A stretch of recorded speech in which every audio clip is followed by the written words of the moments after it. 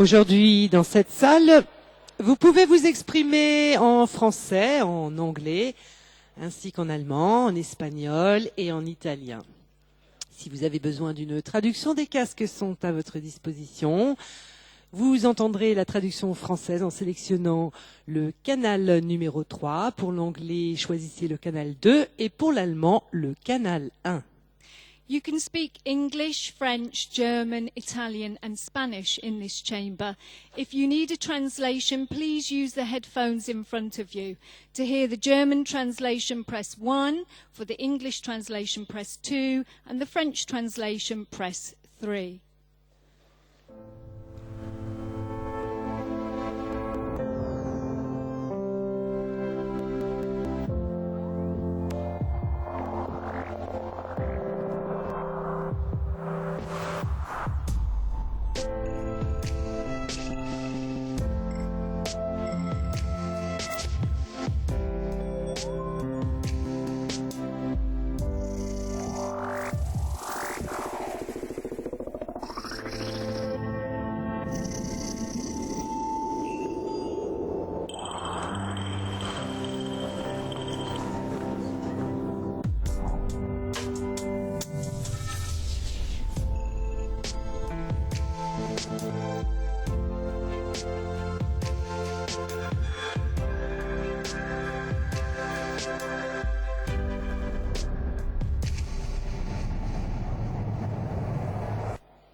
And now, please welcome Mr. Martinez-Guillen, Head of the Information Office at the European Parliament in Strasbourg. Mr. Martinez-Guillen.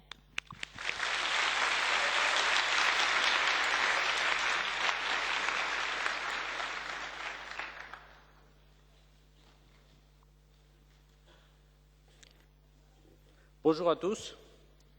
Je voudrais vous souhaiter la bienvenue au Parlement européen au nom de nos 751 députés, y compris de son président, M. Martin Schulz. Aujourd'hui, nos députés vous prêtent leur siège.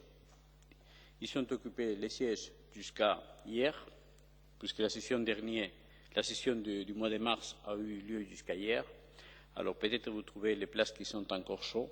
Et c'est à vous maintenant de devenir des parlementaires européens. Vous n'êtes même pas 600 personnes, mais sachez qu'aujourd'hui vous représentez 500 millions de personnes. Ça, c'est le nombre de citoyens européens qui ont le droit d'être représentés dans une salle comme celle-ci. Dans une salle comme celle-ci, dans laquelle on discute, on vote et on approuve la législation européenne.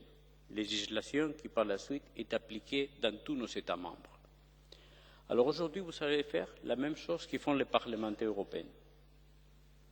Ça, c'est l'objectif de notre programme Euroscola, de vous montrer à quoi sert le Parlement européen et quel est son travail. Vous allez travailler en séance plénière, vous êtes en train de le faire maintenant. Vous allez travailler dans ce que nous appelons les commissions parlementaires. Ça, c'est le groupe de travail que vous aurez l'après-midi, autour de 6 sujets différents. Mais là, vous devrez aussi faire comme font les parlementaires. Avant de commencer à discuter, il faut s'organiser.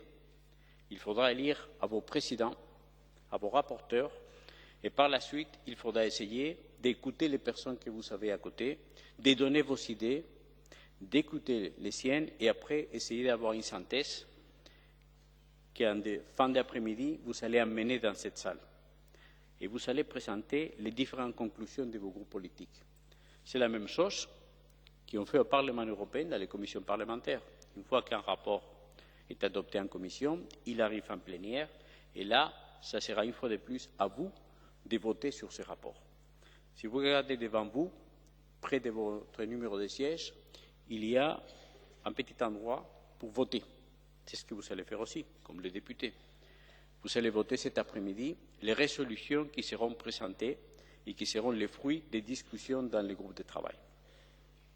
J'espère que de cette façon, à la fin de la journée, vous aurez une idée plus précise du rôle des membres du Parlement européen, à quoi sert le Parlement européen, et de cette façon-là, en rentrant chez vous, vous allez pouvoir informer sur le rôle de notre institution. Le Parlement européen a plusieurs programmes pour les jeunes. Peut-être le plus ancien, c'est justement celui-ci, le programme Euroscola. Chaque année, depuis 1989, autour de 10 000 jeunes, pendant 20 journées, participent à ces journées Euroscola. Cette année, on est en train de lancer un nouveau projet qui s'appelle European Parliament Ambassador Schools. C'est un programme qui vise plus les écoles, des écoles qui s'impliquent plus dans ce qui est l'enseignement sur l'Europe. Ce sont des écoles qui, en plus du programme éducatif normal, peut-être grâce à un enseignant ou même grâce à des élèves, essayent que, par exemple, le mois de mai soit un mai de l'Europe dans leurs écoles. Alors pour ces écoles-là, nous sommes en train de préparer un programme qui commence cette année et qui devrait continuer l'année prochaine. Il y a aussi un troisième programme, qui est le programme AI, dans lequel nous invitons des jeunes entre 18 et 30 ans à se rassembler à Strasbourg et à présenter au Parlement européen les idées par rapport à ce que doit être la construction européenne. Cette année, les 20 et les 21 mai, autour de 7 000 jeunes des États membres de l'Union européenne et même d'ailleurs vont participer à ces rassemblements qui aura lieu à Strasbourg. L'objectif sera un peu comme l'objectif que vous avez aujourd'hui. À la fin de la journée, là sera après 2 jours de travail, venir avec des idées et surtout avec vos propositions par rapport à ce que doit être le futur de l'Union européenne. Voilà un peu ces mots de salutation que je voulais vous adresser. Vous souhaitez une bonne journée, plein de travail et surtout, n'oubliez pas quelque chose. L'écoute de l'autre, c'est peut-être la façon de travailler la plus connue du Parlement européen. De gauche à droite, on va vous l'expliquer tout à l'heure, toutes les idées politiques ont place ici. Mais ce qui est important, c'est qu'à la fin de la journée, des idées acceptées par vous tous soient présentées dans cette salle. Merci et je vous souhaite une bonne journée pleine de succès et surtout de travail. Merci. Merci beaucoup, Monsieur Martinez-Guilaine. Nous voilà entrés dans le vif du sujet.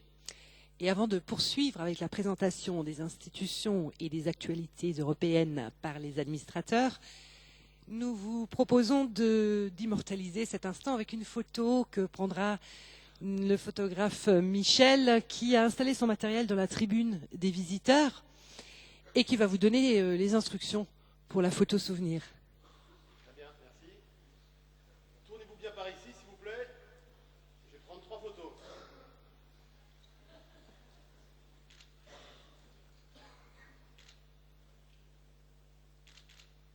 Merci beaucoup, bonne journée. Merci Michel. Merci Karima. Oui, vous pouvez l'applaudir, pourquoi pas.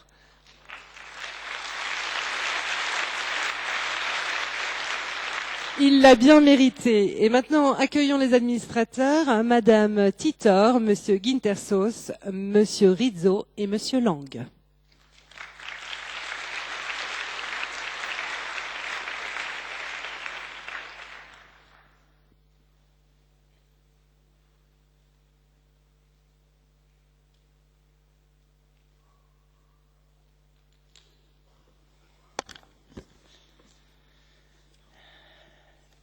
Good morning and welcome also from our side in the European Parliament here in Strasbourg.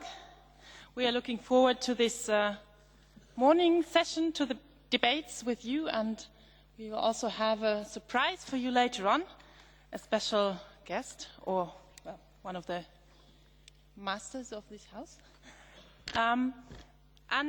You've just heard that we will use many languages this morning, so you will hear us switching between the languages, and you are very welcome to do the same, to do some exercise, to train your foreign languages.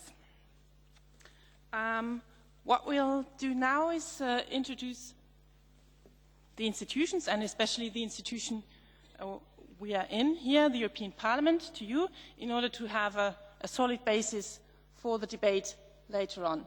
And I'll give the floor to my colleagues right away to start off presenting the institutions. Thank you.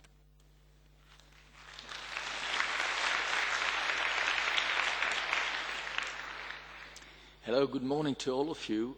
I will start start by presenting the institutions, the main EU institutions, which work in a very unique setup.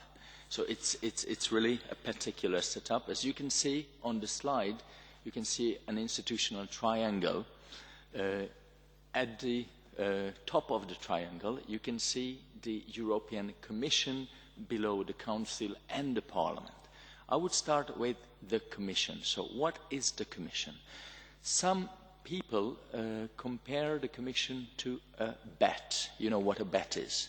A little flying animal.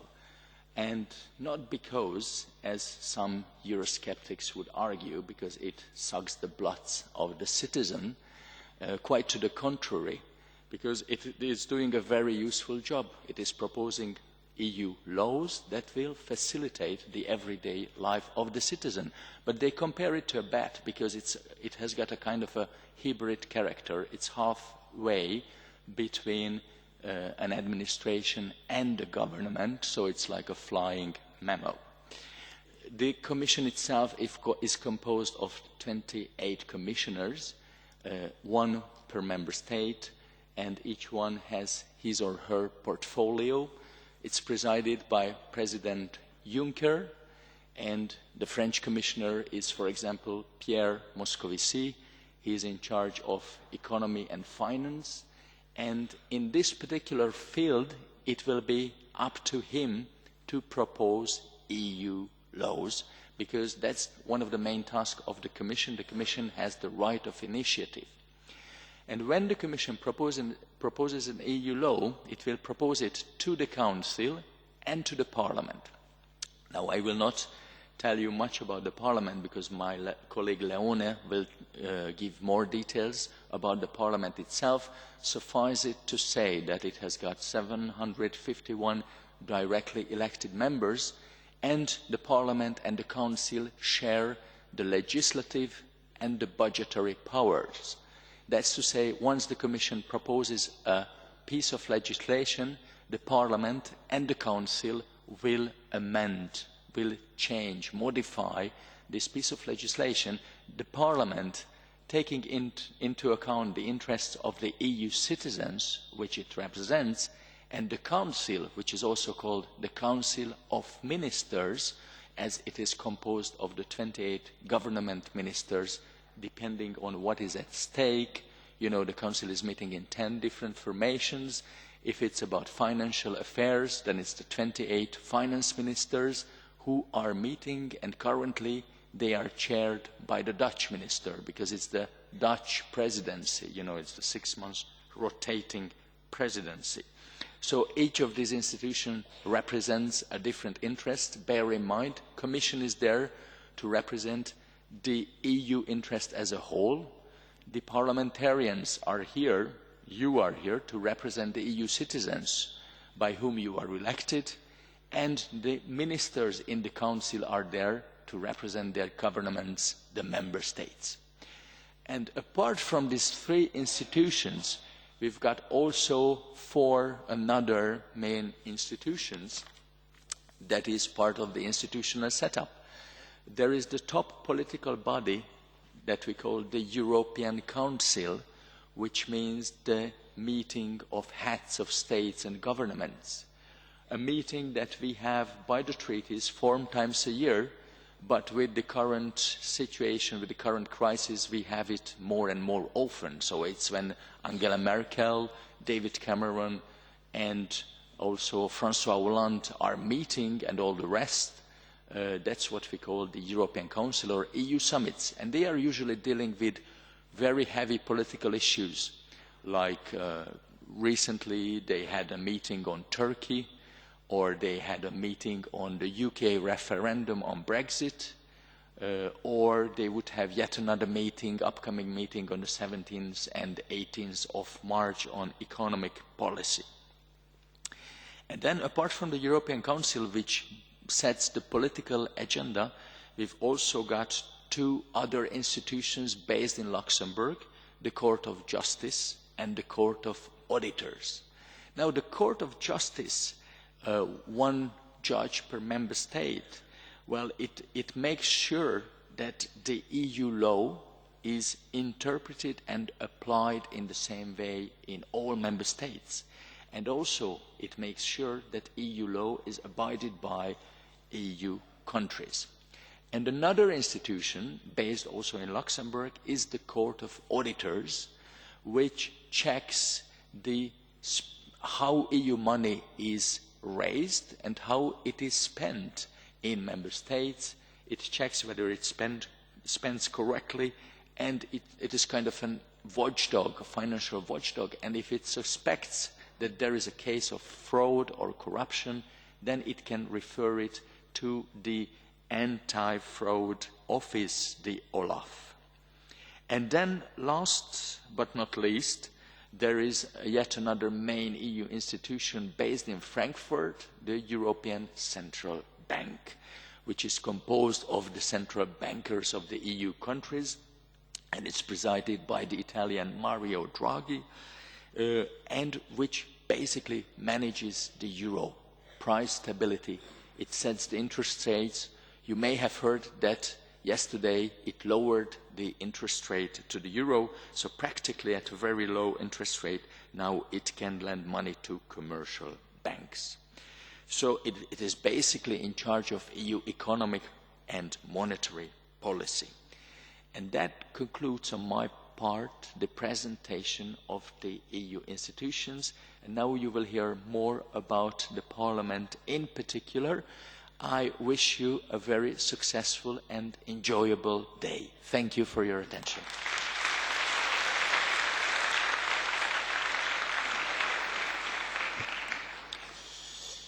Buongiorno, benvenuti anche da parte mia. Ecco il tempo di mettere le cuffie. Parlo in italiano. Vi parlo del Parlamento europeo un po' più dettagliatamente, anche se ci vorrebbe molto più tempo per approfondire il funzionamento del Parlamento, come del resto il funzionamento di tutta la macchina comunitaria. Ecco, il Parlamento europeo è nato il 1 gennaio 1958, il momento in cui entrò in vigore il Trattato di Roma, che è uno dei trattati importanti della storia europea. Il Parlamento, nato nel 1958, in realtà si chiamava Assemblea parlamentare ed era molto diverso da quello che oggi voi conoscete. Non era direttamente eletto dai cittadini, era composto dai parlamentari nazionali che temporaneamente diventavano parlamentari europei. E questo Parlamento, una cosa molto molto particolare da sapere, non aveva il potere che oggi ha, anzi in realtà non aveva nessun potere, serviva soltanto ad esprimere il punto di vista dei cittadini. Le decisioni, dunque le normative, le direttive, i regolamenti, le decideva esclusivamente il Consiglio, dunque i governi nazionali. Il Parlamento veniva soltanto consultato, emetteva il suo punto di vista. Ecco, la storia dell'Europa cambia politicamente parlando in modo molto molto netto nel 1979, l'anno in cui per la prima volta i cittadini europei elessero direttamente i loro deputati.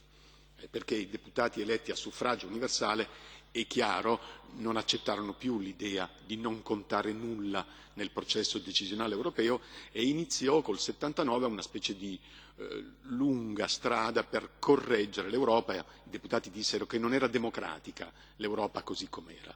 Questa strada naturalmente è molto complicata, ci vorrebbe tempo a spiegarvi cos'è accaduto. Andiamo al punto finale di questo lungo percorso. Il punto finale per adesso naturalmente è il Trattato di Lisbona, che è entrato in vigore nel 2009, nel dicembre del 2009, un trattato che prevede, come Peter vi ha spiegato prima, una specie di sistema bicamerale. Le normative europee le adottano insieme, congiuntamente, nella quasi totalità dei casi, le due autorità legislative, i governi comunitari, dunque l'Europa degli Stati, e i cittadini dell'Unione Europea, cioè i nostri rappresentanti, i 751 deputati che si riuniscono qui a Strasburgo. Senza l'accordo del Parlamento europeo non è possibile adottare norme europee, dunque non può più accadere quello che succedeva in passato. Ecco, come dicevo prima, questa evidentemente, questo emiciclo nel quale ci troviamo, è la casa di tutti gli europei. Questa non è la stanza dei bottoni e non ci sono poteri occulti. Tra l'altro l'edificio nel quale ci troviamo, l'avrete notato arrivando, all'esterno è rivestito tutto di vetri. così un'idea che ha avuto giustamente l'architetto, gli architetti che l'hanno progettato, di mostrare in questo modo la trasparenza di questa casa.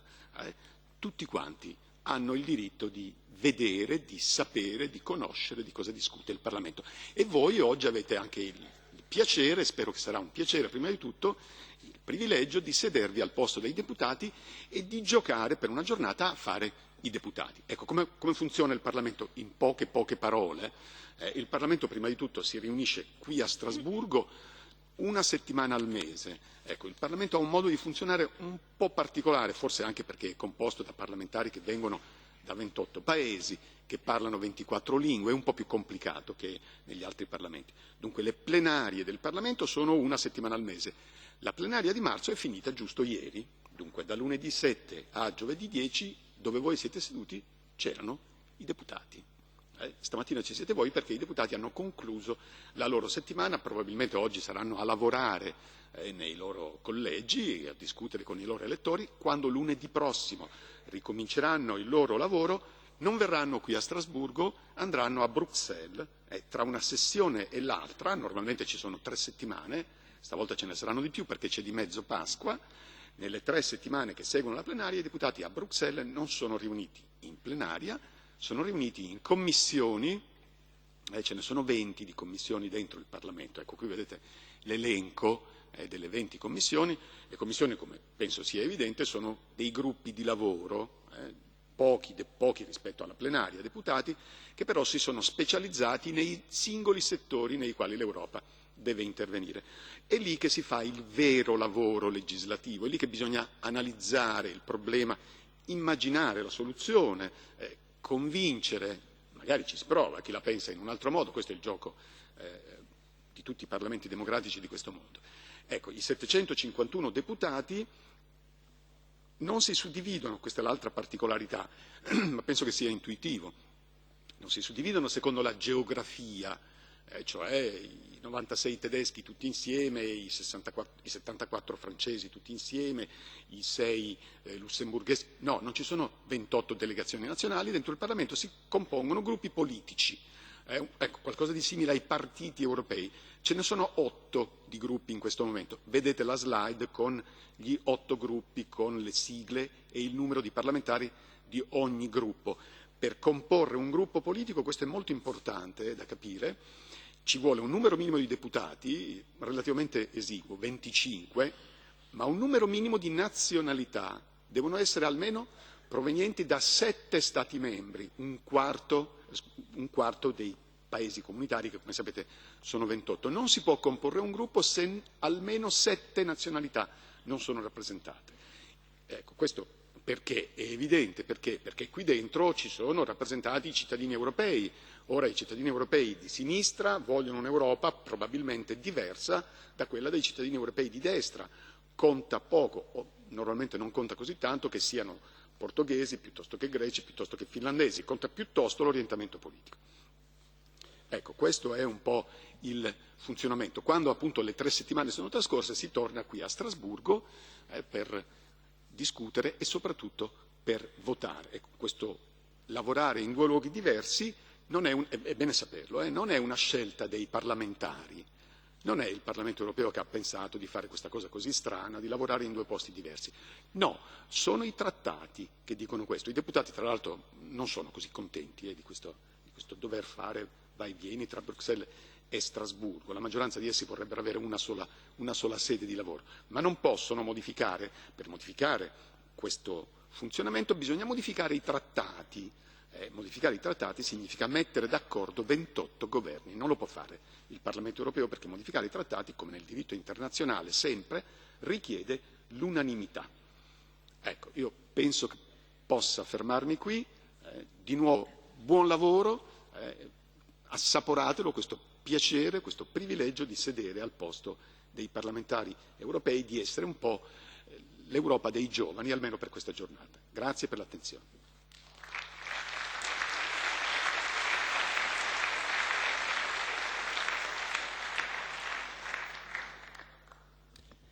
Many thanks to Leone, and we'll switch to another language. You can keep your headphones maybe. Ich werde auf Deutsch weitermachen. Und ich möchte mit euch besprechen, was das Parlament eigentlich bis gestern hier besprochen hat, worüber die Abgeordneten debattiert haben. Und es wird euch vielleicht nicht wundern, ein paar dieser Themen könnten interessant sein für eure Arbeiten heute Nachmittag in den Arbeitsgruppen. Denn das ist ja die Idee, dass wir hier gemeinsam an ganz aktuellen europäischen Fragen arbeiten.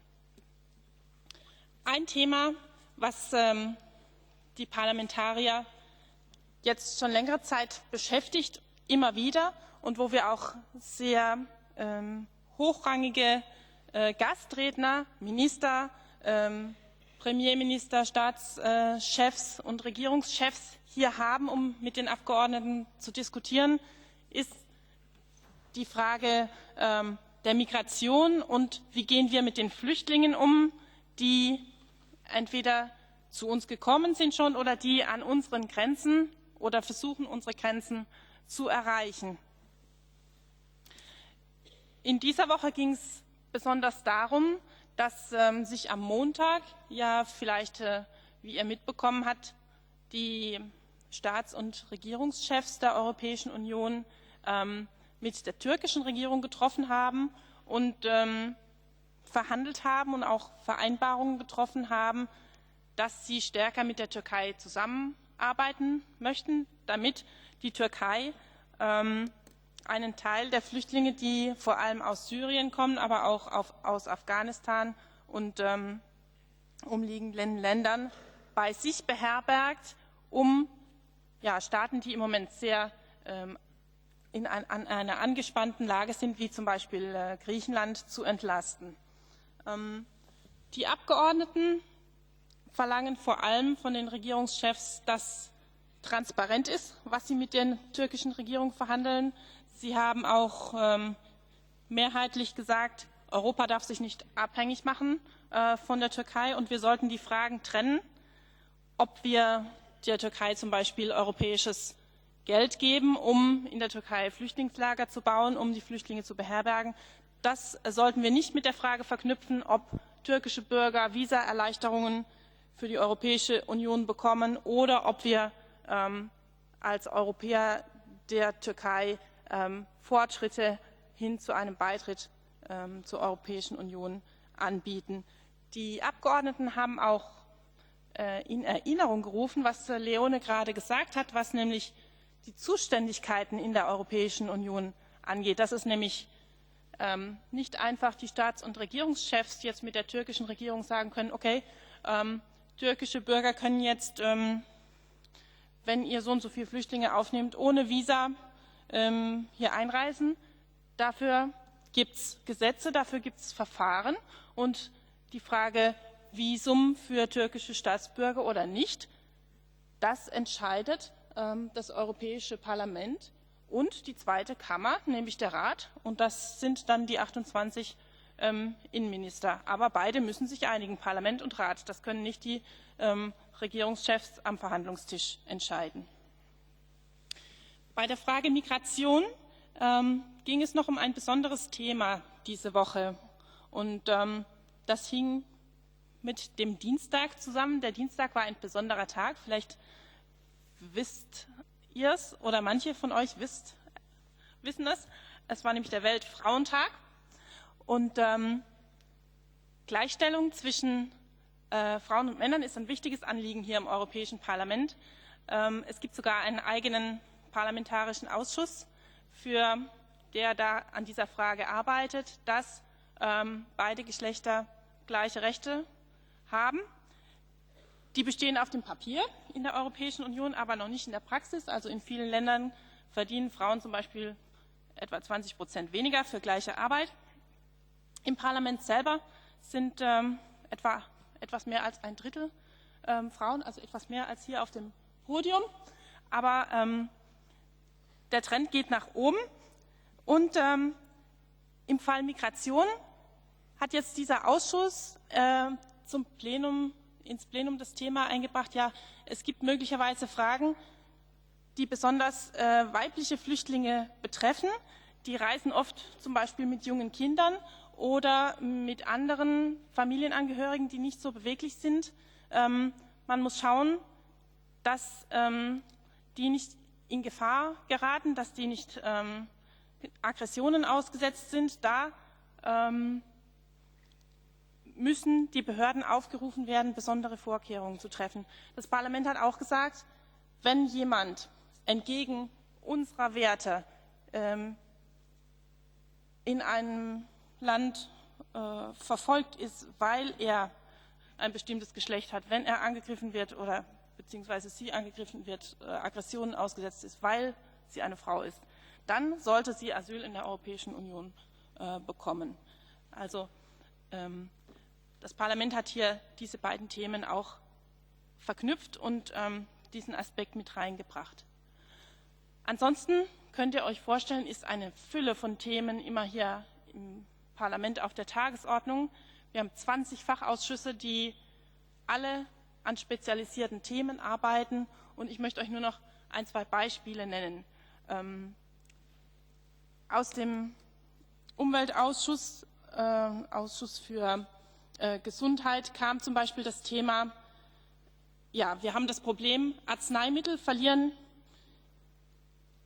in bestimmter Hinsicht ihre Wirkung, vor allem Antibiotika drohen ihre Wirkung zu verlieren, weil in Tierfutter oder weil in der Landwirtschaft sehr viel vorbeugend Antibiotika gegeben werden den Tieren, damit sie nicht krank werden. Das ist ein Problem, weil natürlich dann die Bakterien resistent werden. Und da haben zum Beispiel die Abgeordneten diese Woche an einem Gesetz gearbeitet, was Tierarzneimittel betrifft. Und die Idee ist, zu verbieten, dass Tiere regelmäßig vorbeugend Antibiotika bekommen, damit man einfach diese Resistenzen nicht noch mehr züchtet. Und außerdem möchten die Abgeordneten, dass noch mehr in die Erforschung neuer Medikamente investiert wird, dass neue, wirksamere Medikamente noch gefunden werden. Haushalt ist auch immer ein großes Thema und da haben sich die Abgeordneten diese Woche schon drum gekümmert, wie sieht es eigentlich in der Planung aus für nächstes Jahr. Die Kommission erarbeitet nämlich gerade den Haushalt für 2017 und da haben die Abgeordneten gesagt, Kommission, wir geben euch auf, ihr sollt vor allem schauen, wie sieht es aus in den Mitgliedstaaten, die noch nicht aus der Finanzkrise raus sind und wie sieht es da vor allem aus mit der Jugendarbeitslosigkeit. Kann Europa da noch mehr tun, um die Jugendarbeitslosigkeit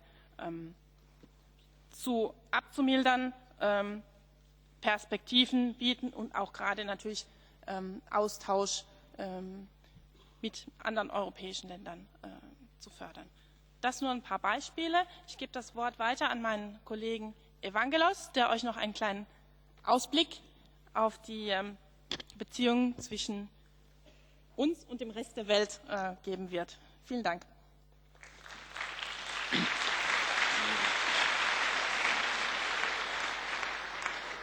Merci Lotte. Gardez vos écouteurs parce que je vais continuer en français. Alors, mon sujet, si sujet on peut l'appeler, l'Union européenne dans le monde. Vaste sujet, aussi vaste que la planète. Mais l'Union européenne, regardez avec moi les deux diapositives que mes collègues sont en train de projeter sur les deux écrans. Regardez l'Europe, l'Union européenne, toute petite finalement, sur la planète. Pourtant, si on prend l'Europe de 28, ce n'est pas si petit que ça. Elle a ses forces. Elle a ses faiblesses, certainement. C'est pour ça que moi, je veux vous parler, pour pouvoir vous donner quelques pistes de réflexion. Ce qui est fort, ce qui est la force de l'Europe de 28. Je prends deux exemples sur ça. Et je vais vous les énumérer après. Et je vais vous donner aussi deux exemples qui sont les faiblesses de l'Europe actuelle. J'espère que vous serez un peu plus intelligent à la fin de ma présentation pour continuer votre travail de cette journée et pour la fin de votre vie européenne. Alors, je commence maintenant avec la première force, ce qu'ils appellent, ce que nous appelons aussi, c'est l'économie. Même si vous pensez que comment c'est possible que l'Europe est forte économiquement, actuellement en pleine crise de la zone euro, etc., etc. Mais attention, les problèmes économiques touchent toute la planète, pas seulement l'Europe. Et l'Europe s'en sort encore mieux que les autres régions du monde. Mais ce n'est pas pour autant qu'il faut dormir sur nos acquis. C'est un défi qu'il faut lancer de temps à autre. L'hôte vient de vous dire dans l'actualité que l'Europe a pris la décision d'augmenter le budget concernant les crises afin qu'il puisse aider les pays qui ne sont pas encore sortis de cette crise économique. C'est une force parce que à 28 déjà l'Europe, mais à 18 c'est de la zone euro, c'est mieux qu'un tout seul. Alors, je vais vous dire tout simplement, parce qu'on l'oublie des fois, que l'Union européenne fait quand même partie des régions du monde qui sont au premier rang concernant l'économie, concernant le commerce, concernant les finances. Il y a d'autres, évidemment, les États-Unis d'Amérique, la Chine, qui est apparue les dernières années, mais elle a des problèmes aussi, et ainsi de suite. Mais comme il n'y a pas que l'argent, les amis, alors je vais vous donner la deuxième force de l'Europe. C'est quelque chose que personne ne pense pas comme ça d'un coup, c'est la démocratie. Et oui, la démocratie européenne, elle est unique au monde. D'ailleurs, cet hémicycle-là, il n'y a pas pareil dans le monde. Hein. On vient de vous le dire, 751 députés venant de 28 pays, élus au suffrage universel et démocratiquement. Alors, je vais vous donner juste un exemple pour illustrer ce que je viens de dire. Simple. Vous voyez ce pupitre qui est là devant nous, là où vous allez présenter vos écoles tout à l'heure. Alors, les amis, ce pupitre-là, devant ce pupitre, pratiquement tous les chefs d'État et de gouvernement du monde, plus les dirigeants religieux, ils sont venus ici pour s'adresser aux députés européens. Pourquoi? Parce qu'ils aiment ce bâtiment-là. Il est beau, d'accord, certes. Parce qu'ils aiment Strasbourg. C'est une belle ville, certes. Non, parce que c'est le Parlement européen. Ils viennent ici pour donner leur avis et pour s'inspirer de cette démocratie. D'ailleurs, regardez le diapositive aussi. 2012, le prix de la paix, le prix Nobel de la paix a été décerné à l'Union européenne. Fait rarissime. Parce que la paix en Europe existe, heureusement, depuis la fin de la Deuxième Guerre mondiale, pour la raison que Léone a dit, ou je ne sais pas, Peter peut-être, pour la raison pour laquelle l'Union de l'époque européenne a été conçue, c'est-à-dire arriver à la paix et à la sécurité sur le territoire européen. Le but est atteint. Ce sont deux acquis, évidemment, mais il ne faut pas, comme je dis, pour la première force, l'économie, le commerce ou la finance, il ne faut pas se laisser aller. Il faut continuer ce sont des défis, comme je dis, il faut continuer à les préserver et à aller en avant parce que d'autres pays au monde, d'autres régions veulent aussi leur bien. Alors maintenant, venons sur les faiblesses. Parce qu'il y en a quand même, comme je dis, juste pour équilibrer, pour avoir aussi la possibilité de discuter cet après-midi ou par la suite, comme je dis. Alors, faiblesse. La première faiblesse de l'Europe, c'est la démographie. Et oui, nous sommes assez nombreux, les 28, 550 millions d'Européens. D'accord? Mais regardez, il y a 7 milliards 4 d'êtres humains sur la planète. De pourcentage honorable, surtout si on veut parler de Malte, de Chypre, ou même de Grèce, ou même de l'Allemagne. D'accord. Mais le problème n'est pas seulement actuel, parce que l'Europe a un rapport jeune, moins jeune, le plus défavorable sur la planète. Ce qui pose des problèmes de retraite, du développement, de la croissance économique, etc. etc. Mais le problème va apparaître en 2050. Regardez sur le graphisme, l'Europe aura toujours 555 millions d'habitants, et la planète va arriver à 9 milliards et demi. Donc le déséquilibre sera important et, comme je dis, il y aura des problèmes de développement économique, les croissances, les retraites, ainsi de suite. Que faut-il faire? Maintenant, c'est l'actualité de l'immigration. Il faut laisser rentrer les immigrés. Il faut élargir l'Europe de 28.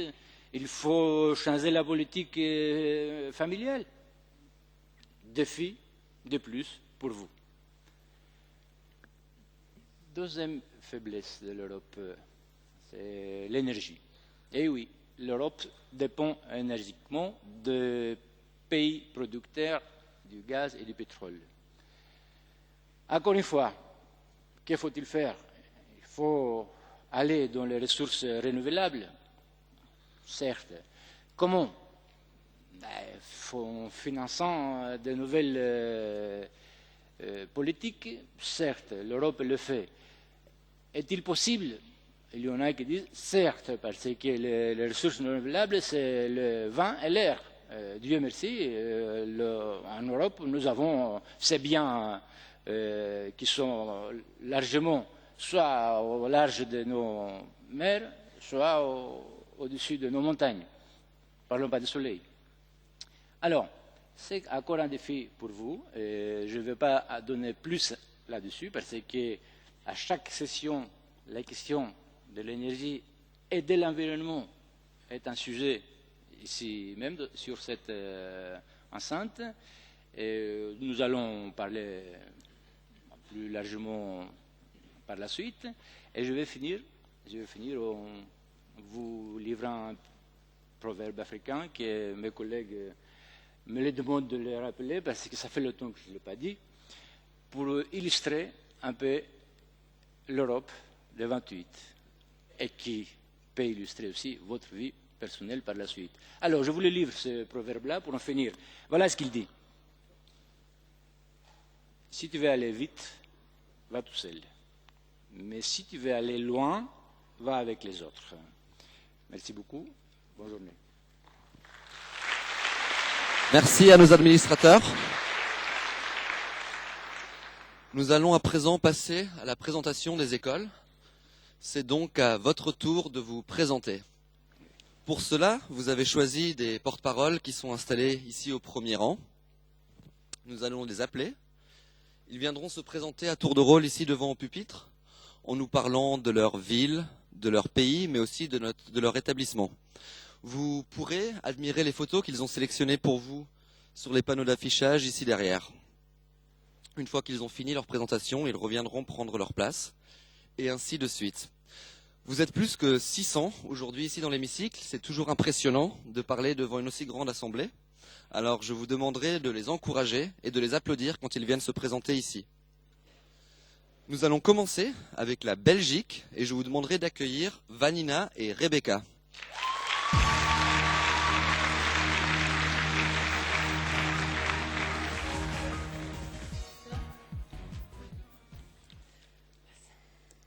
Good morning, everybody. It's a pleasure for us to be here for Euroscola 2016. First, let's introduce ourselves. My name is Rebecca. And my name is Vanina. We come from Belgium, specifically from Liège. And we are students at the Saint-Louis College, which is an English immersion school, where more or less 1,500 students attend the courses. Our option is social sciences and education. Saint-Louis is a very open-minded school. Its spirit is to discover other cultures and people. For example, we have exchanges with Poland, Spain, China, but also Benin. Moreover, our country is well known for chocolate, French fries, and its famous beers like Jupiler. And don't forget the delicious Liège waffles. Indeed, Belgium is not only a country where you can eat delicious meals.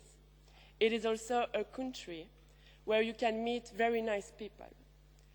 Liège, our city, is famous for its center entertainment, like cafes, restaurants, and parties.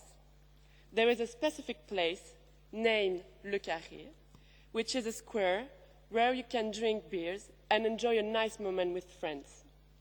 It will be a pleasure to welcome you in Belgium and let you taste our specialties, but also discover the beauty of Liège. Thank you for your attention. Thank you very much. Thank you very much. And now please welcome Joanna and Ivan from Bulgaria.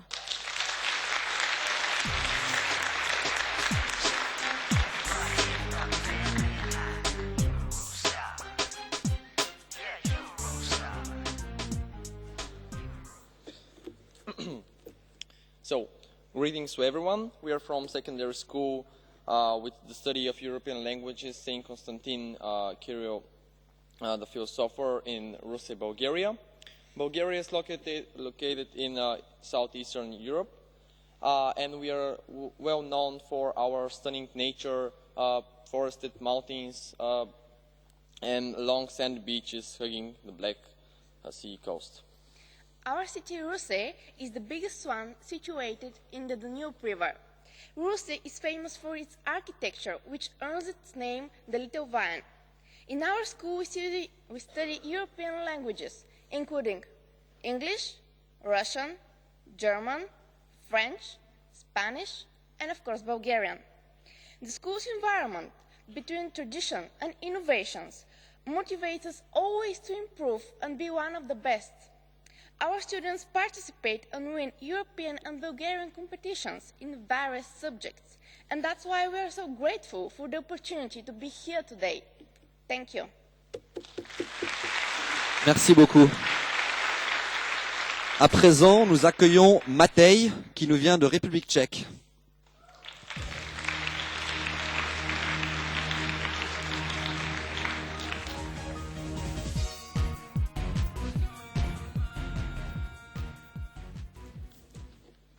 Hello everyone, my name is Matej. We are from Czech Republic. We attend the private secondary school of business and trade. The school is located in the center of a small town called Prostějov. This town has about 100 inhabitants and a lot of sites. Our school has about 240 students. Our most popular former student is famous Czech tennis player Tomáš Berdych. We have 4 fields of education.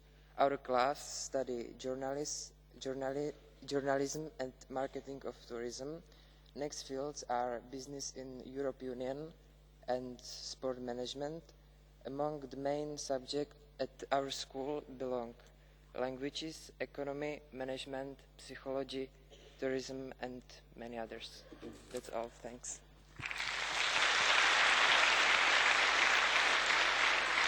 Thank you very much. Johanna and Jasper are from Denmark. A round of applause, please.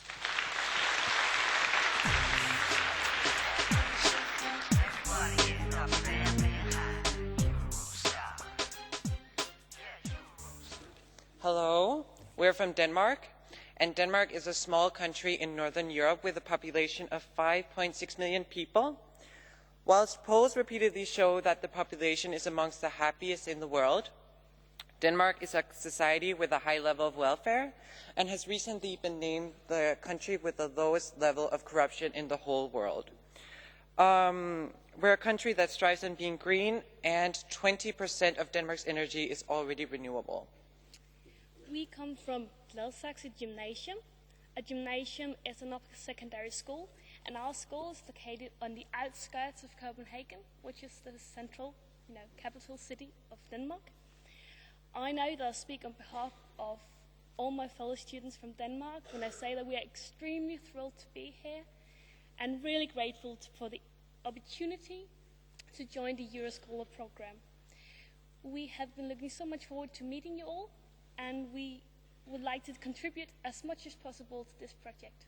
Thank you for your time. Merci beaucoup. À présent, merci d'applaudir Luisa Maria qui nous vient d'Allemagne.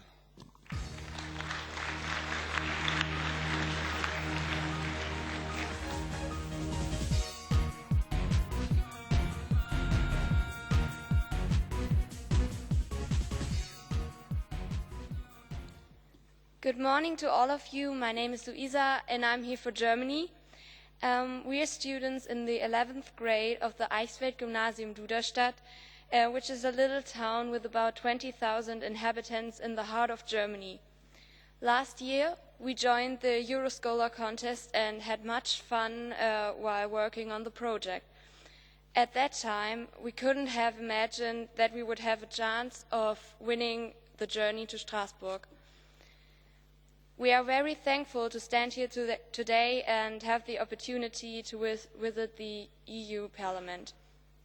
Finally, we are looking forward to a fantastic day, nice discussions, and especially to meet and exchange with all of you. Thank you.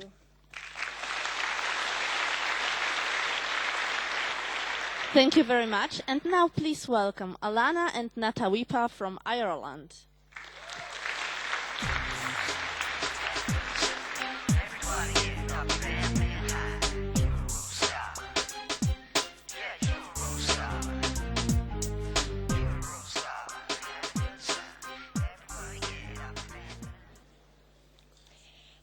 Guten Morgen, ich heiße Alana O'Neill. Jemapil Natwipa. Wir kommen aus Limerick in Irland. Unsere Schule heißt Coláiste na Nonegel. Sie ist eine Mädchenschule in der Stadt. Wie Sie sehen können, tragen wir eine Uniform. Das ist ganz normal bei uns in Irland. Wir finden die Uniform eine gute Idee, weil alle gleich aussehen. In unserer Schule lernen wir Deutsch, Französisch und Irisch. Unsere Muttersprache ist natürlich Englisch.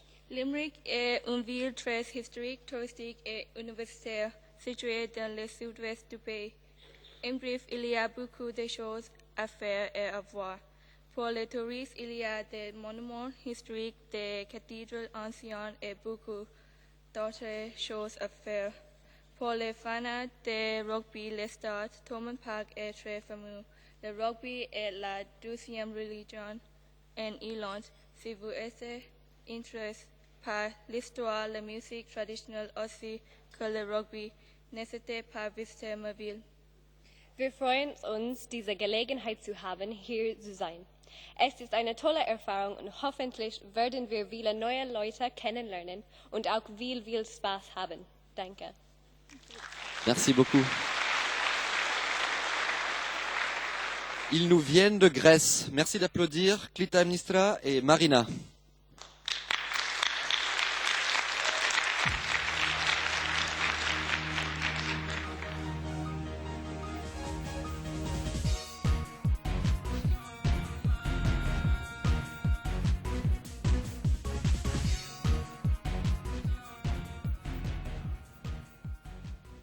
Good morning, everyone. My name is Marina. And I am Clytemnestra. It is a great honor to represent Greece. Our group comes from the region of Anatoliki Macedonia and Thrace, located in the northeast of our country, a region famous for its natural wonders, ancient treasures, and unique multicultural identity. Today, Europe is facing the challenge of redefining itself. It's time for constructive discussion so that solutions are found to common problems. However, as Democritus said, it's great to do all the talking but would not want to listen at all. The current migrant problem is posing a challenge for all Europeans to listen to each other. For us, the Greeks, this humanitarian crisis has proved our faith in solidarity despite the difficult financial situation we are dealing with.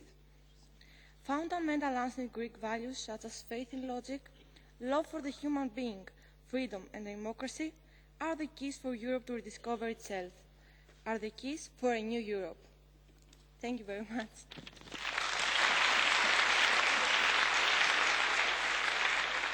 Thank you very much. Sofia, Alexandro, and Jorge are from Spain. A round of applause, please.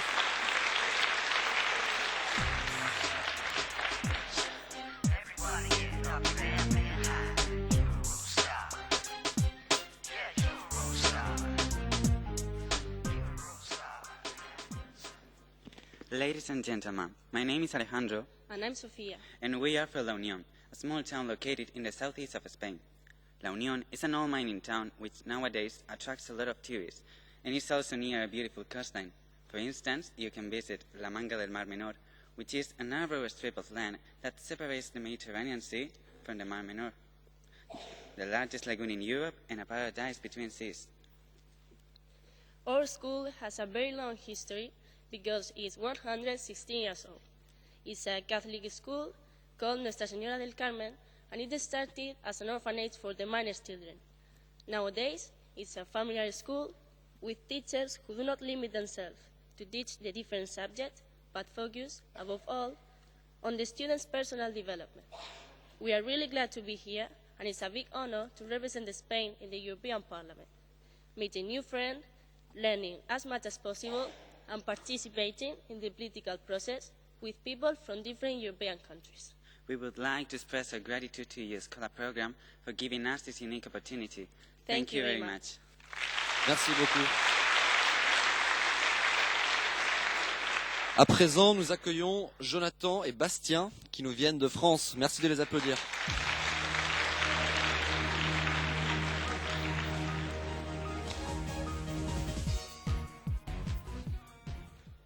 So, wir stellen uns vor, wir heißen Bastien und Jonathan. Wir sind 16 Jahre alt und wir kommen aus Südfrankreich, in der Nähe von Marseille. Wir bleiben hier in Straßburg mit unserer Klasse und mit unseren Lehrern. Wir sind 15 Mädchen und 20 Jungen aus einer wissenschaftlich orientierten Klasse.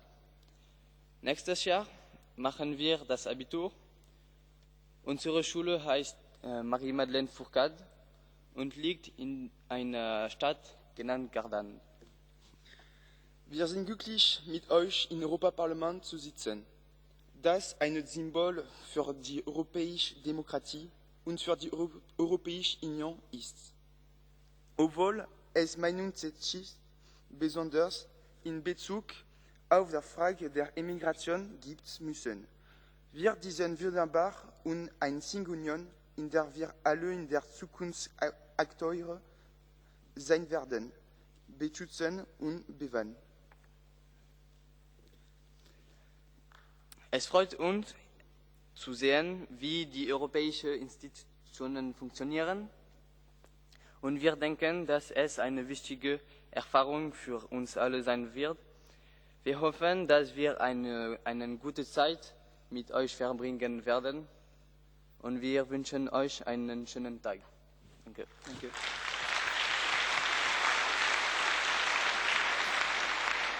Thank you. And now please welcome Chiara from Italy.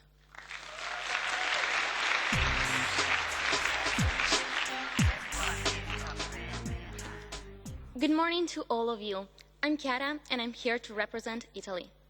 State High School Giosuè Carducci is located in Ferrara, a province city in the region of Emilia-Romagna, and Bondeno, a small town 20 kilometers away from Ferrara.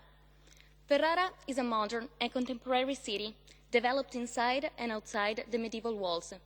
It is inscribed in the World Heritage List, and its medieval historic downtown is represented by the cathedral and the Este Castle. Last but not least, there are Renaissance additions with rich and magnificent buildings. The Institute has over 1,000 students, divided into 5 different tracks. This means that we do offer several specializations as well as the standard subjects. These are music and performing arts, biology and the environment, foreign languages, sports, and the LSE, which stands for Law and Economics School. And then there is Bondeno. Here you can find the Scientific Institute and the Professional Institute for Commercial Services in the tourist sector. Thank you so much for your attention, and please, let's enjoy today. This is a very special day for all of us. Thank you. Merci beaucoup. Et maintenant, nous accueillons Charles et Batou qui nous viennent de Chypre.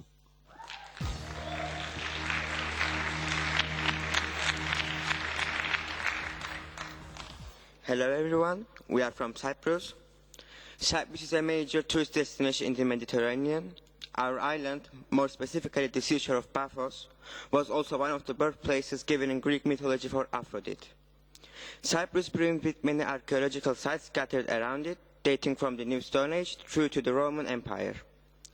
The landscape and overall mild climate mean that outside is where it is at and where you should be. First, there are the beaches, from the wild and windswept to the family and friendly packed. Every conceivable water sport is also on offer, and if you're tired of all that blue, just head to the interior, where pine-clad mountains in Troodos are densely packed. Nous avons rejoint l'Union européenne le 1er mai 2004. En 2013, nous avons subi de plein fouet la crise économique. Actuellement, nous nous en sortons progressivement et nous en sommes vraiment fiers, car notre peuple n'a pas baissé les bras et il a su se battre pour encore une fois. Nos langues officielles sont le grec et le turc, mais comme dans tout autre petit pays, la plupart d'entre nous parlons plusieurs langues. Chypre est connu pour un pays multiethnique composé de chypriotes grecs, de chypriotes turcs, d'Arméniens, de Maronites, de Russes et de plein de gens d'autres origines, tous vivant ensemble harmonieusement. Géopolitiquement parlant, l'île est malheureusement divisée en deux. Mais nous allons tous travailler ensemble pour qu'un jour, tous les Chypriotes soient réunis en un seul et même pays. Merci. Thank you very much. Christers, Austris, and Emils are from Latvia. A round of applause, please.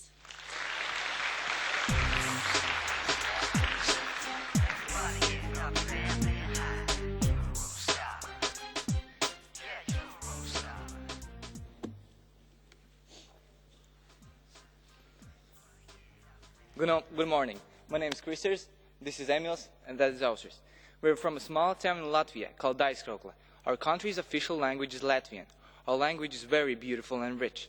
Also, it's one of the oldest Baltic languages. The coast of our country is washed by the Baltic Sea. You can find beautiful ambers on the shore, which are considered jewels. We use it to make rings and necklaces. Latvians are united by traditions that go hand in hand with our country's history. An important cultural event is the Latvian Singing and Dance Festival. This festival is a big part of our national identity. It takes place every 5 years, and the first festival was held in 1873. We're proud with our fellow Latvians' many victories in sports and achievements in science.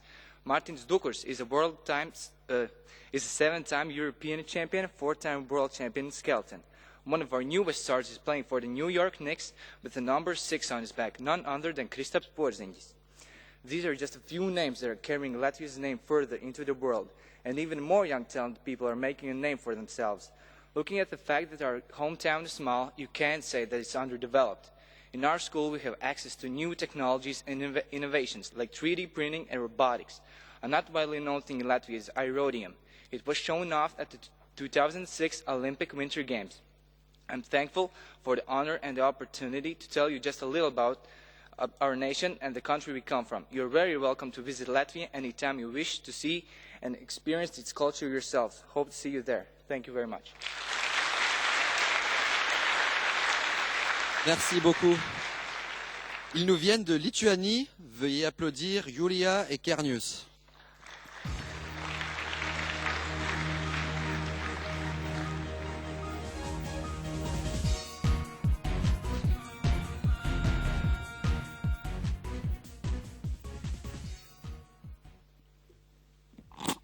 Ladies and gentlemen, today is a very special day to Lithuania because on this day, 26 years ago, we restored our independence as a free democratic country.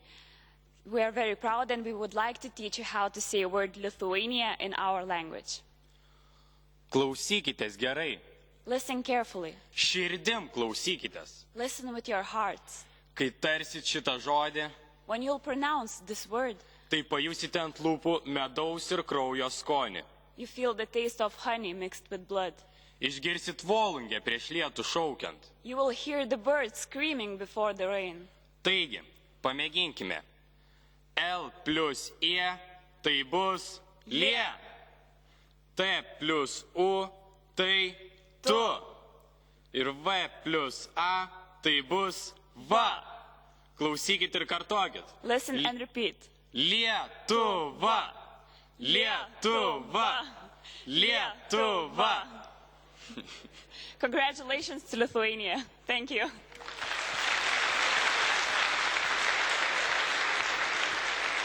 Thank you very much. And now please welcome Huang from Hungary.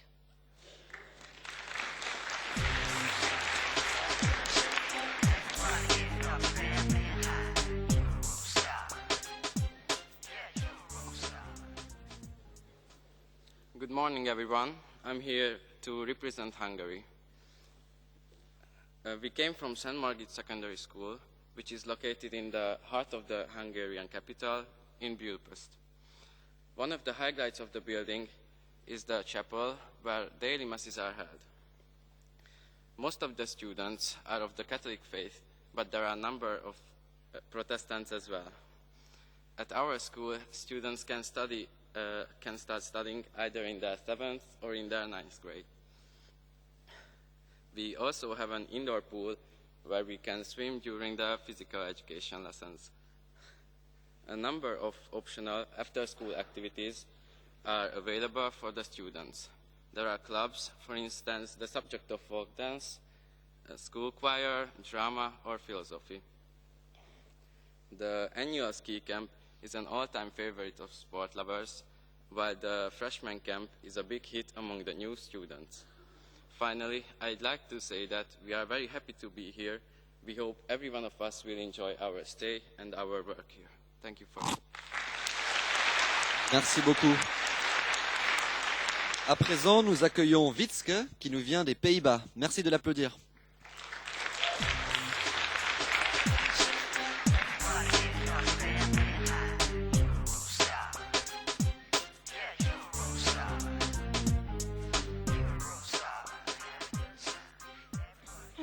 Well, good morning, everyone.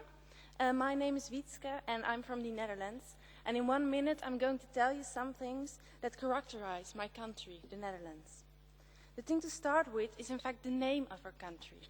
The Netherlands, you see, in Dutch means the lower countries. So we live on lower grounds than the countries surrounding us. Unfortunately, it also means we live below sea level, and that's quite something in these days of the rising water level. In the early days, we started defending ourselves against the surrounding water, and that has become a battle between land and sea. To show you how typically Dutch this is, I will give you 3 examples. First of all, the words generally used to describe the elevation of land to protect people against the water is called a dike. This is a Dutch word also used in the English language. Secondly, sometimes, I bet you are all familiar with, our mills are built to reclaim land from the sea. So now we call this reclaimed land a polder. It's another Dutch word. The third thing is that there is a master plan called Delta Works, and they are to protect ourselves, the Dutch people, against the water. The first part was started after an enormous flooding in the province of Zeeland in 1953. It was completed in 2010, and now the second part is about to be developed. So our fight against the water that surrounds us continues. The positive side of this story is that we can use our experience to help other countries to defend themselves against the rising sea level today. Thank you, and have a good day. Thank you very much. Matthias and Paul are from Austria. A round of applause, please.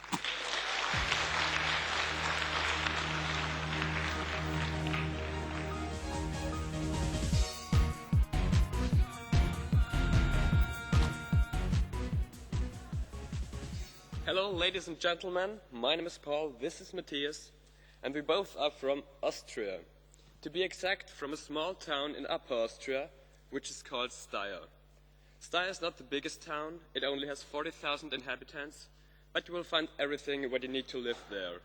For example, nice bars, nice clubs, nice shopping malls, and a really nice old-looking city center. Of course, with many schools as well, and we both go to the HLW in Steyr. What we're doing there will Matthias tell you in just a second. Well, HLW stands for Höhere Lehranstalt für wirtschaftliche Berufe. You don't have to understand this. And our core subjects are math, Italian or French, English, German, informatics, and accounting. There are 3 focuses of education in our school. The one we attend is design and product innovation, but there also is health management and conflict and congress management. Once a week, we cook in our school, and this year we're going to take our final exams in cooking and service. Thank you for your attention. Merci bien. Ils nous viennent de Pologne. Merci d'accueillir Johanna et Jakub.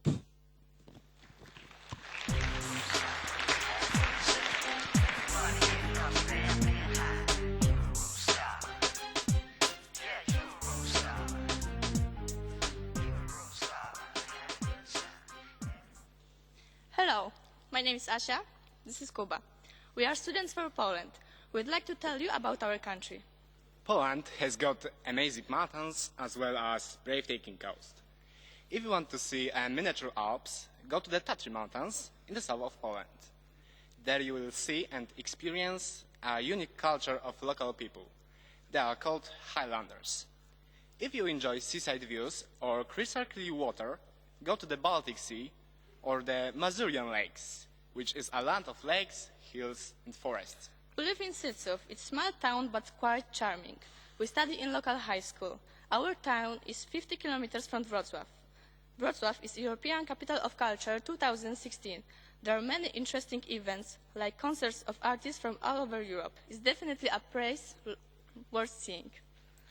As you may notice, Polish language is quite rustling. For example, I'm sorry, but nothing you just said is true. Przepraszam, ale nie ma krzty prawdy w tym, co właśnie powiedziałeś. Our Poland is a fantasy place.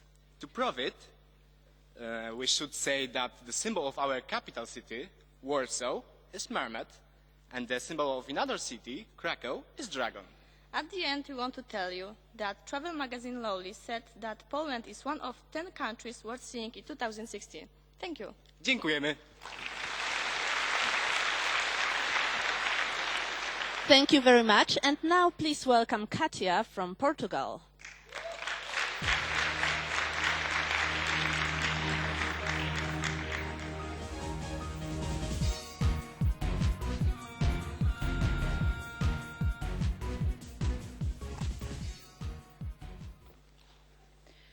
Good morning, my name is Katia, and we proudly attend Dom Diogo Sousa, a private Catholic school located in the center of Braga in northern Portugal.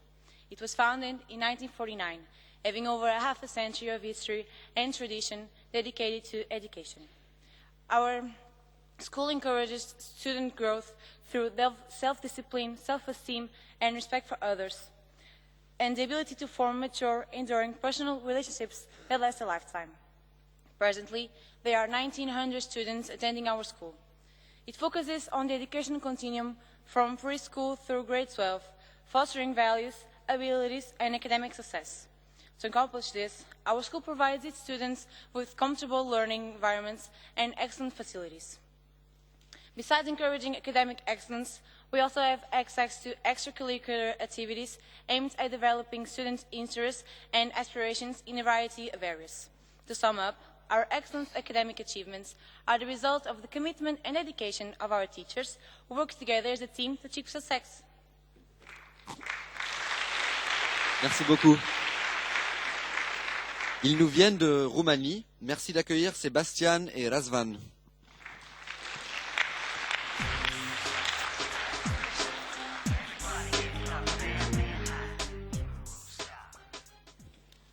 Bonjour. Hello everybody. Buongiorno. Guten Tag. Hola. Bună ziua.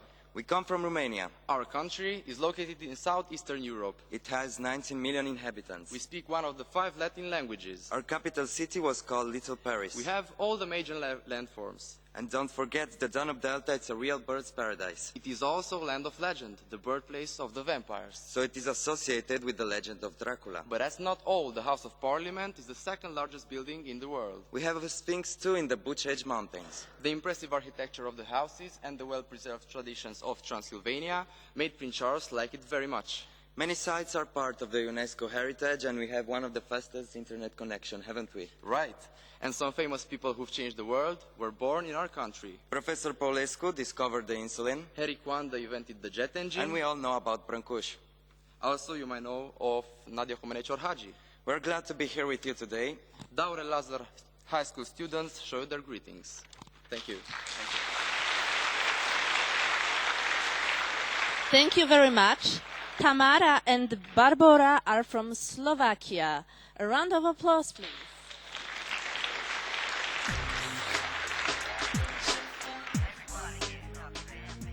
Morning, ladies and gentlemen.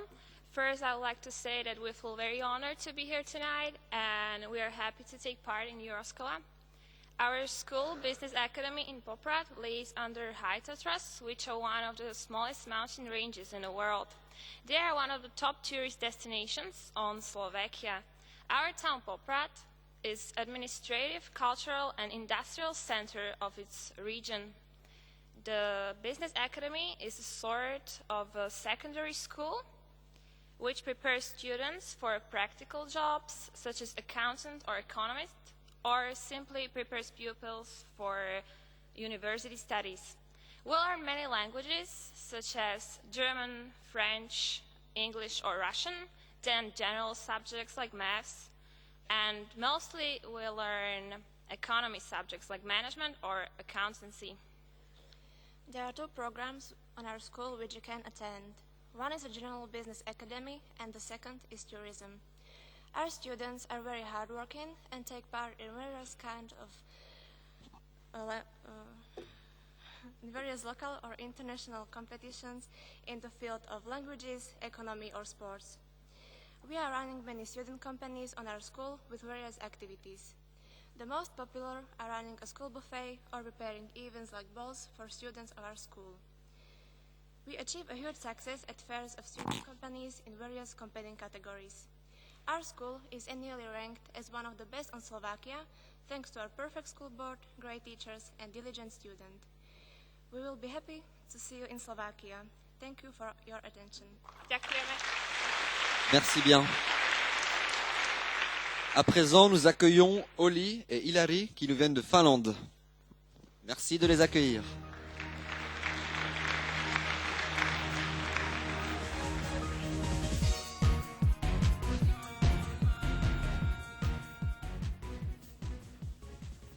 Bonjour, messieurs et mesdames. Salutations de Finlande. Je m'appelle Hilary. Je suis Olli. Notre lycée est tout petit avec environ 130 élèves. Notre lycée se situe à Karkkila. Karkkila est une petite ville industrielle près de Helsinki, la capitale de Finlande. Et Karkkila est connu, par exemple, pour le réalisateur Aki Kaurismäki. Nous sommes très heureux d'être ici. C'est magnifique de voir tellement d'autres élèves européens. Nous voudrions vous souhaiter une très belle journée au Parlement Europe. Kiitos ja anteeksi. Thank you very much. And now please welcome Alice and Rina from Sweden.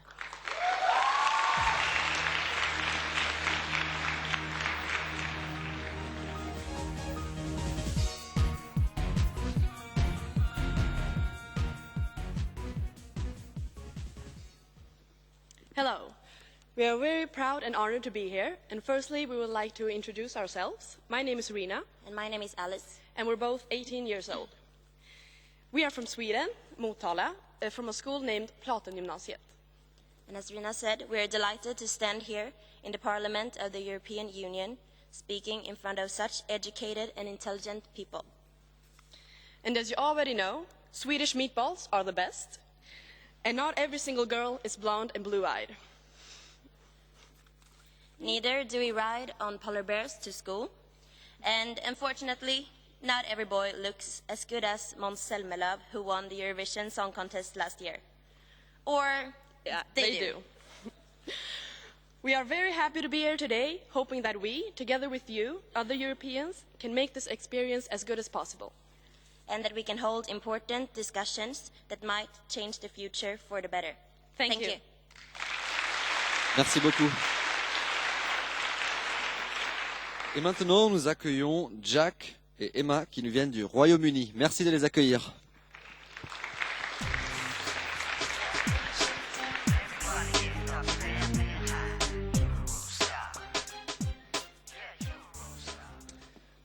Alors bonjour à tous, hola a todos. D'abord, nous sommes tous très fiers d'être avec vous aujourd'hui et nous voudrons remercier à Euroscola et au Parlement pour nous avoir donné cette opportunité. Nous sommes de Durham, une ville dans le nord-est de l'Angleterre. Notre région est célèbre pour sa grande cathédrale où les films de Harry Potter ont été tournés. À Durham, il fait toujours froid et il pleut toujours, mais nous sommes de région du Nord et nous ne portons jamais de veste. Bien que nous habitions près du bord de la mer, on ne nous trouvera pas allongés sur la plage. Nous serons dans un café bien chauffé, mangeant du poisson et des frites. 2016 est une année très importante pour le Royaume-Uni. Pour ceux qui ne le savent pas, le 23 juin, nous allons décider notre avenir dans l'Union européenne par référendum. Tous les étudiants anglais ici, aujourd'hui, veulent que nous y restions, mais d'autres maintiennent qu'il y aura des bienfaits économiques si nous la quittons. Par conséquent, nous sommes un pays divisé politiquement. Mais ce n'est pas seulement le Royaume-Uni qui semble divisé en ce moment. De nos jours, nous sommes plus globalisés que jamais, mais néanmoins, les peuples de l'Union européenne semblent plus divisés que jamais. La crise migratoire, la crise économique, le terrorisme après les événements horrifiques à Paris en novembre dernier sont tous des sujets qui sont capables de définir notre génération. Pour les convaincre, nous avons besoin de nous unir et c'est pour ça qu'il faut jeter des ponts, puisqu'en fin du compte, nous sommes tous une seule Europe. Merci beaucoup. Merci beaucoup. Nous arrivons au bout de cette présentation des écoles. Je vous demanderai d'applaudir encore une fois tous les porte-paroles qui sont venus se présenter. Et je vais remettre le microphone à mes collègues. Maintenant que les présentations sont faites, nous aimerions en savoir un peu plus sur vous et connaître vos opinions sur divers sujets. Nous vous proposons donc un tout petit sondage auquel vous allez pouvoir répondre en utilisant le système de vote électronique qu'utilisent les députés habituellement installés à vos places. Alors, je vais vous expliquer comment ça marche. Vous verrez que c'est très simple. Vous avez devant vous, sur votre pupitre en haut à droite, 3 boutons de vote. Pour répondre oui à une question, il vous suffira d'appuyer sur le bouton de gauche. Pour répondre non, vous appuierez sur le bouton de droite. Et si vous êtes sans opinion ou si vous préférez vous abstenir, eh bien vous utiliserez le bouton du milieu. Les réponses seront enregistrées et les résultats s'afficheront ensuite sur les 2 grands écrans que vous avez devant vous. And to make sure that the electronic voting system is functioning properly, we will start with a test question. Are you participating in a Euroscola day today? This is your first question. Remember to press the left button for yes, the right button for no, and the middle button if you don't know. The vote is opened, and as I see, the lights are on, so you have voted. I will close the vote. The vote is closed. And now let's see the results. Here are the results. 470 have voted. 448 are here with us. 9 of you pretend not to be here, and 13 are not sure. So, anyway, we can see that the voting is functioning properly. Et c'est heureux, nous allons pouvoir passer aux choses sérieuses et aux vraies questions que nous souhaitons vous poser. Voici donc la première vraie question. Pensez-vous que dans vos établissements scolaires, vous êtes suffisamment informés sur l'Union européenne? Et le vote est ouvert. Vous pouvez voter maintenant. On peut imaginer que vos professeurs sont curieux de connaître votre réponse à cette question. Est-ce qu'on vous donne assez d'informations dans vos écoles? On les a fait mijoter assez longtemps. Nous allons à présent clore le vote et découvrir ensemble vos réponses. Vous avez été 526 à voter et une forte majorité de 291 personnes estiment qu'on ne leur donne pas assez d'informations dans les écoles, contre 172 oui et 63 abstentions. And we would like to have your opinion also on this question. Do you think that it is a good thing, the membership of your country to the EU? So your country's membership of the EU, is it a good thing? Yes, no, or perhaps you don't know and you want this day to think about it. You have voted. I close the vote. The vote is closed. And here are the results. Very large majority, 436 said yes, it is a good thing. Et voici notre dernière petite question. Pensez-vous que l'Union européenne devrait jouer un rôle plus important sur la scène politique internationale? Le vote est ouvert. Alors selon vous, l'Union européenne est-elle suffisamment présente et active à l'international? On dirait que tout le monde a déjà voté. À en juger par les petites lumières qui s'allument un peu partout. Alors nous allons clore le vote. Si toutes les réponses ont été enregistrées, c'est le cas. Et les résultats sont là également. 523 votants sur cette question. Des réponses assez claires, puisque nous avons une forte majorité qui se dégage de 296 oui, l'Union européenne devrait jouer un rôle plus important, contre 47 non. Et un nombre assez important d'abstentions, 180 ne sait pas pour cette question. Merci beaucoup à vous tous d'avoir bien voulu répondre à ces questions. Maintenant, c'est à vous d'en poser si vous le souhaitez et les administrateurs s'efforceront d'y répondre. Mais attention, pour prendre la parole dans cette salle, il faut d'abord demander la parole. Pour ce faire, il vous suffira de lever la main, d'attendre un instant qu'on note le numéro de votre place. Et puis, quand vous aurez la parole, eh bien, levez-vous et attendez que le voyant de votre micro s'allume. Alors, pour ce débat qui suit maintenant, ce question-réponse, nous accueillons à nouveau les administrateurs que vous avez vus tout à l'heure. Monsieur Guintersos, Madame Titor, ainsi que Monsieur Lang et Monsieur Rizzo. Les voici. On les applaudit ensemble.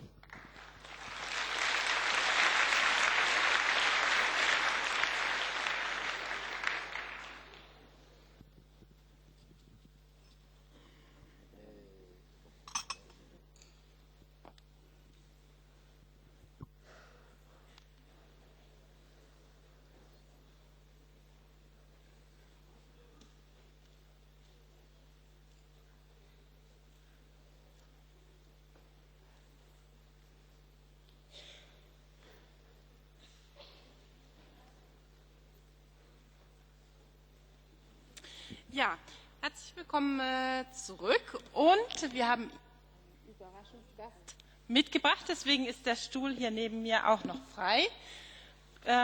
Wir begrüßen Herrn Abgeordneten Michael Theurer, der sich jetzt gleich euren Fragen stellen wird und sich vielleicht auch noch ganz kurz vorstellen wird für die, die aus den anderen Ländern kommen. Herzlich willkommen, Herr Theurer, und einen Applaus, genau. Ja, good morning, bonjour, guten Morgen. Mein Name ist Michael Theurer. Ich bin seit 2009 Mitglied des Europäischen Parlaments. Davor war ich 14 Jahre Oberbürgermeister meiner Heimatstadt Horb am Neckar. Da wurde ich mit 27 gewählt, noch als Student.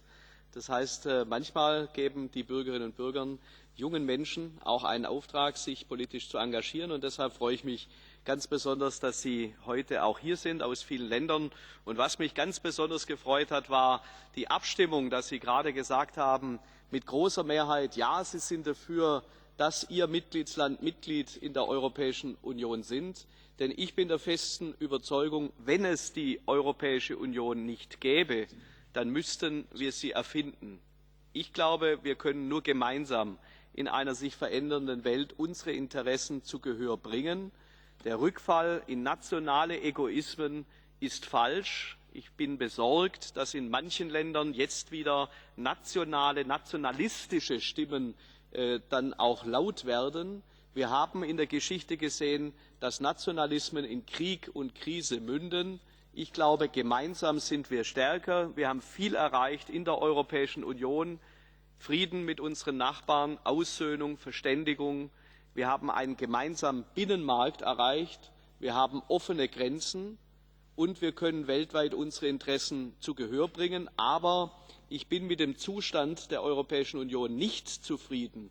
Ich glaube, dass wir nur eine Chance haben, die Probleme zu lösen, wenn wir mit mehr Mut den Weg in Richtung der Vereinigten Staaten von Europa gehen. Das heißt also, ich meine, mehr Europa, nicht weniger Europa, ist die Antwort auf die Krise im Bereich der Euro-Stabilisierung, im Bereich der Überwindung der Arbeitslosigkeit, und wir brauchen auch eine gemeinsame Sicherung der EU-Außengrenzen. Vielen Dank, dass Sie da sind. Ich freue mich auf Ihre Fragen.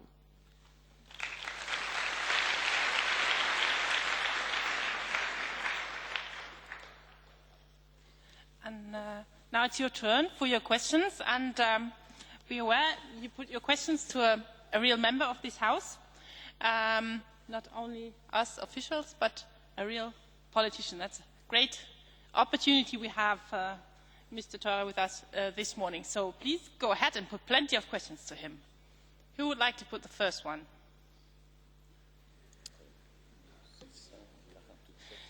642, 642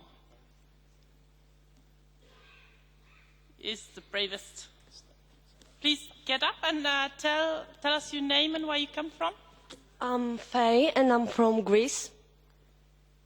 Well, in my opinion, the most important problem in Europe this moment is the increasing number of refugees coming, especially from Syria. But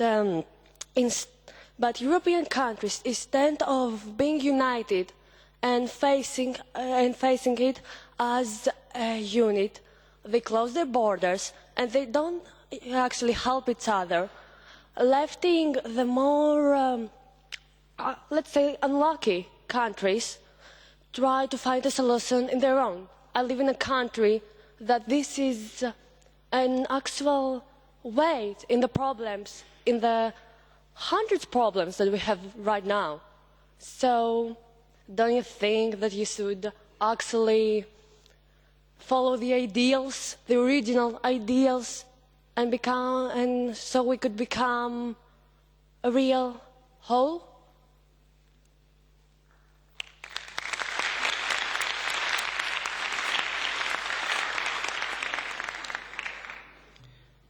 Yeah, thank you very much for your statement. I completely agree. And this House, this European Parliament, has already in the year 2011 passed a resolution where we demanded, where we called for action of the Member States to come to a common asylum and migrants policy and to change the Dublin regime, because we realized already in 2011 that the system which we have now is not working, and that we need a solidarity, that we need another distribution mechanism for refugees, and especially that we need a common protection of border controls. What nobody really can understand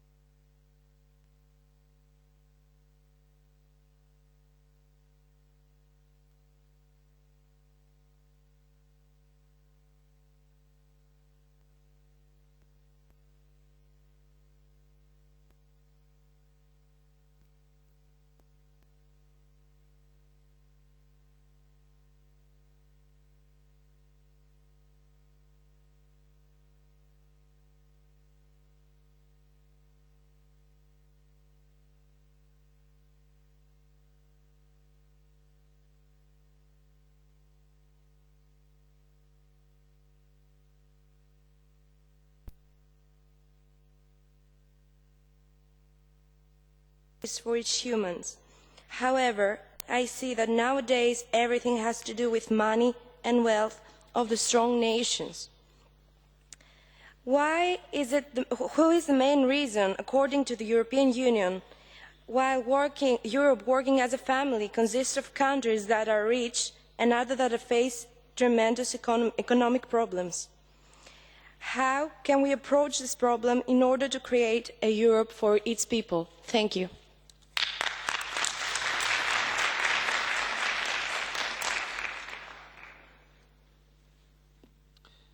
Yeah, thank you very much for your question. I think that is indeed the major challenge.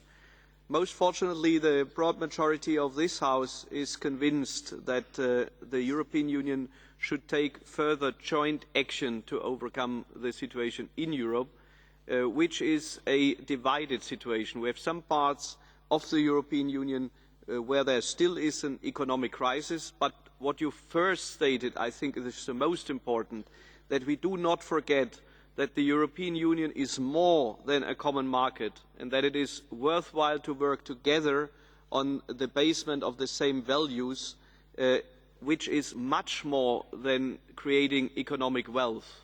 But to be honest, the economic disaster in some of the European member states has to be tackled and has to be solved, because in the long run, if there is a high unemployment rate like in your home country, where almost half of the young people do not find a job and therefore don't or are lacking of an economic perspective, I think we have thoroughly to analyse what are the reasons. And now we are entering a matter of political dispute, because in the analysis that something has to be done, there is a huge majority here, but we are divided in the right way what has to be done.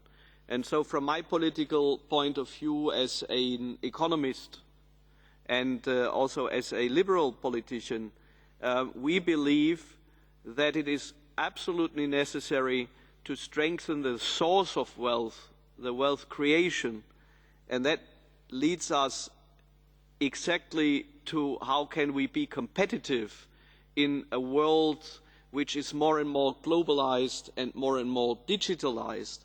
And from that point of view, we believe that we are facing huge challenges because our old industry is now challenged by the digital economy with huge firms like Google, Amazon, Facebook, and the major question will be how can we create jobs and growth in the future. And from that point of view, we have a large discussion here where the parties more on the left of the House believe that we need a state impetus, that we need a public spending impetus to overcome the economic crisis in some parts of the European Union, but the centre or the more centre-right parties are believing that we need to strengthen the market forces and then we need to strengthen the job creation in the economy and that we have to introduce better framework for our economy to overcome the economic crisis. If we look at the three crisis countries like Ireland, Portugal and Spain, we can realise that they are back on a growth path. It is now developing quite well. If we look to your home country, Greece, we have the feeling that some steps are now really good, but there is still a lot of problems, and most probably we do not all agree on the recipe how this crisis can be overcome. But to be honest, I believe that the only chance, the only opportunity the European Union has to create a higher wealth than other regions in the world is to be more innovative and to be more creative than others. And I believe as a liberal that the state, that public money is not able to solve the problems because the state has only a share of what is earned in private economy. So I would concentrate on strengthening the private economy.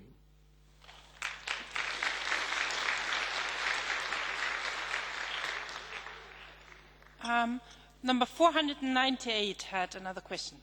It's your turn, please.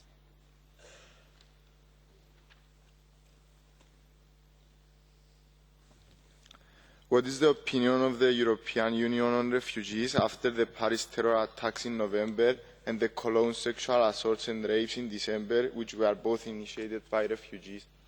Thank you. Could you just say who you are, where you come from? I'm Konstantinos and I'm from Cyprus.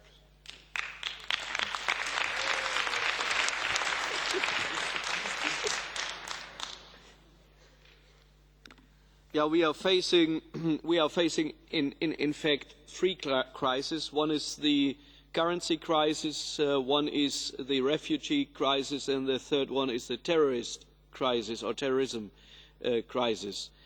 Well, there are connections, but if we look at all of them, we can realize that in all these questions, the European Union is not really an active player because we should have, from my conviction, from my opinion, a defence union.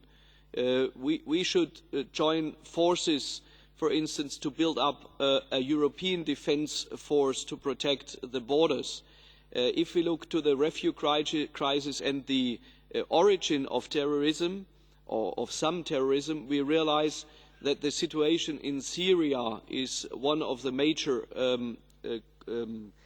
sources of these problems. If you want to know about my opinion, I am convinced that it is necessary that the United Nations are more involved to stop these crises, because we realise that there is an influence of world powers like US and NATO on the one side, but also Russia with not only planes but also troops in there, and there are regional powers interfering.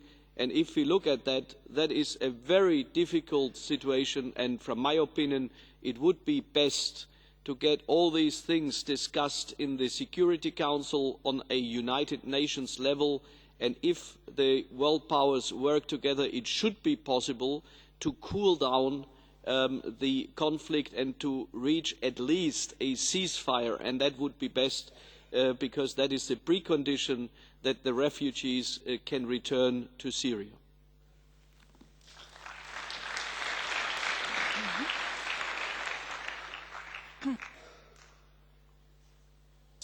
Maybe from other parts.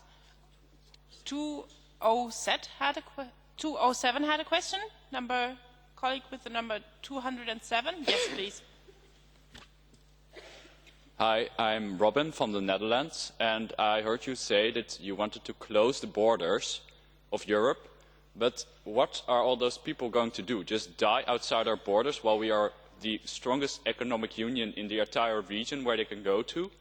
And the second question, what do you think about the TTIP treaty?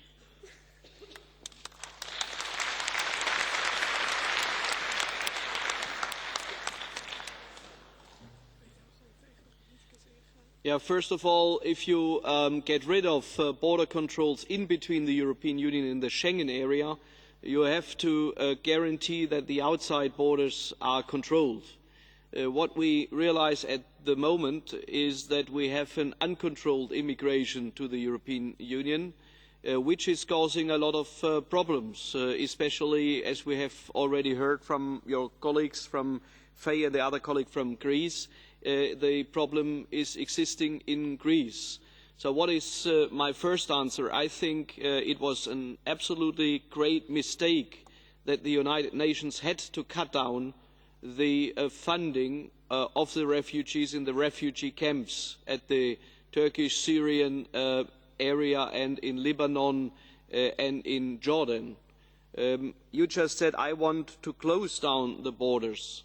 No, I want to keep them open, especially in between the European Union, because if we look who has closed the borders, Sweden has closed the borders to Denmark.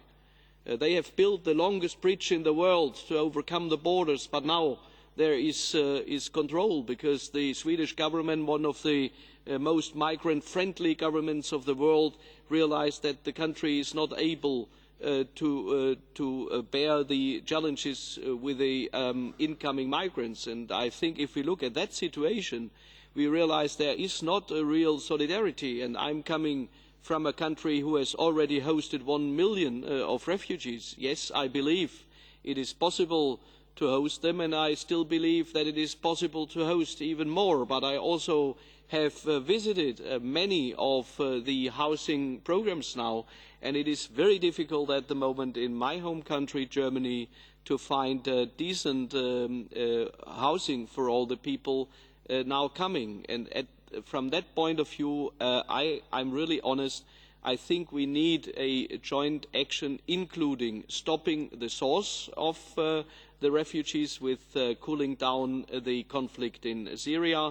And secondly, yes, I believe that the European Union is at the moment not able to accommodate all those who want to come.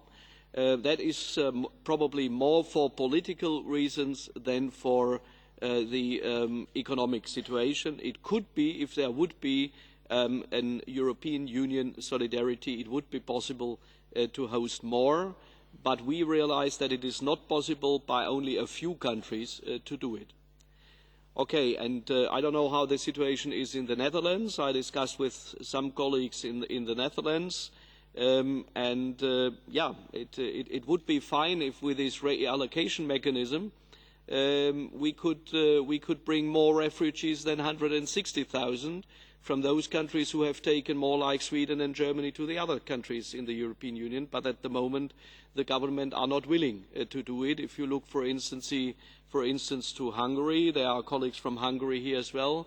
The government in Budapest is not willing to take at least 2,300 people. And if we look at that, I think it is a great problem, because there are desperate people who are in deep trouble now at the outside border of the European Union, like in Macedonia, and the political willingness of our government is not very big to help these people concretely. The second question was the TTIP question, which is a very long question, but I will try to cut it short. Perhaps we get more questions on it. Yes. I believe that there is a positive outcome of free trade. I was the shadow rapporteur of the ALDE group on the free trade treaty we did with South Korea. The outcome was that we have an increase of European exports to South Korea amounting to 30 billion per year. Also, the exports of South Korea to the European Union increased. So from the first side, there are huge advantages if we can manage to get a free trade agreement. The discussions on the TTIP question is quite difficult and complex, but first of all, as an ALDE member, we fought successfully for more transparency. Now the European Commission is publishing all the documents before and after the negotiations, and we are now looking also for a dispute settlement mechanism which is better than the dispute settlement mechanism we had in the last time. And I believe if we can secure our consumer protection and environmental standards, there should be no obstacle to get an agreement with the United States of America.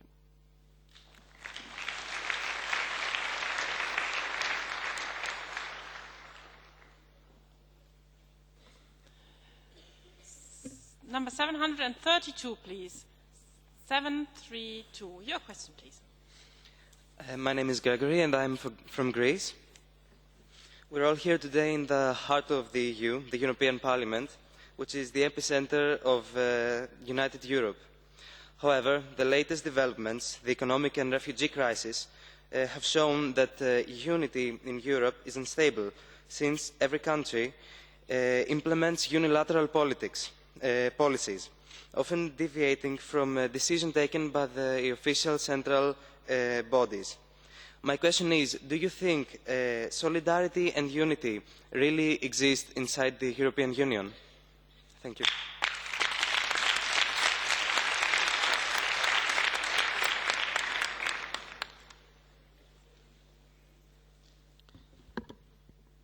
I'm afraid that political forces are increasing who do not want to be or to want to have solidarity in the European Union and an ever closer union. You have realised that there are discussions not only in Great Britain about that question, and the major question will be how can we foster this solidarity and how much means then shall be given by all the member states. I think that is a major question. And coming back to that idea, I'm still confident because I have read a poll from the Bertelsmann Foundation, and the citizens are much more courageous and much more optimistic because a vast majority of citizens in all member states are, for instance, in favour of a common asylum and migration policy. So I think the best way to get back on a united Europe is to convince more citizens to stand up and to encourage the national politicians to go forward and not backward in the European integration process. I think Europe needs convinced citizens, because otherwise the voices and forces are too loud who want to tell people that the fallback in national states is the solution. And you know, I do not believe that a small member state like Slovenia or Croatia could cope better with the refugee situation without the European Union than within the European Union.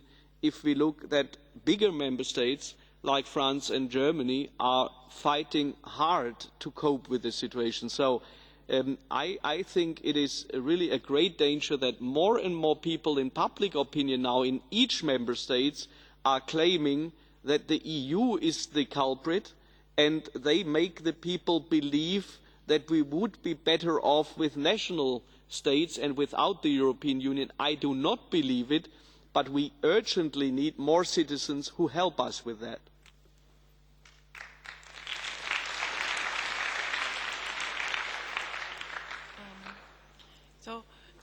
Those who are lifting your hands, we take note, and we take one by one. Number 72 is next. Hello, I'm Maria from Portugal. I would like to know if you think we could achieve the objective of a united nation, as for example, the United States of America, and how could we do it? Thank you.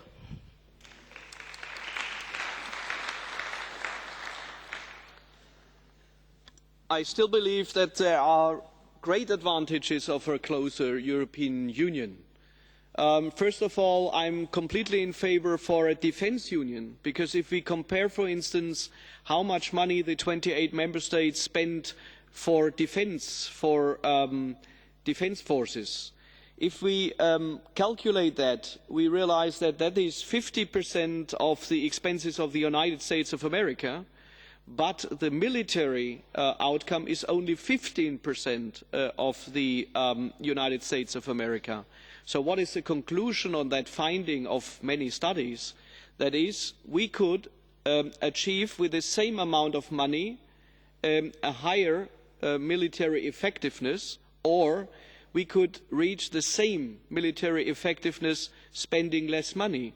And if we look that the spending for defence forces in Greece is the second highest per capita after the United Kingdom of Great Britain and Northern Ireland, then we realise a country like Greece, who is in a desperate public finance situation with high debts, could save money if the European Union would join forces in the defence policy. So from that point of view, there are a lot of arguments that we would be far better off if we get along with the integration process. And also on the other sides, I think that the major mistake is that we entered a currency union with the euro, but we did not introduce a European economic governance, and we have no joint economic policy. And if we now look on the Schengen area, that is the same thing. And from that point of view, yes, we could create that, but we need something which the United States of America have.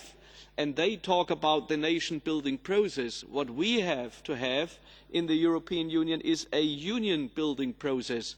We need to have citizens and people and national governments who are not blaming the EU. We need head of states and governments who are not travelling to Brussels trying to get their national interests pushed through the European institutions and then go back to their national capitals and blame the European Union for what is not working, because the European Union is no monster coming out of the outer space. The European Union are we, and the member states and the governments are the European Union, but they are not telling the citizens that they are responsible for what is going in the European Union. So instead of blaming the European Union for things which are not working, the governments of the national member states and the European Parliament and the Commission should solve the problems. That is my opinion.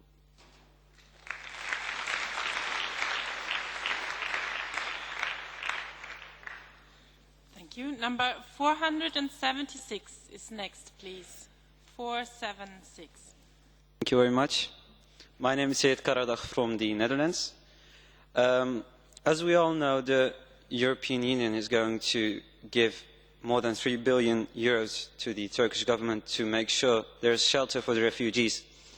What I would want to know is, how is the European Union going to make sure that the money is really going to the refugees and not to somewhere else? Thank you very much.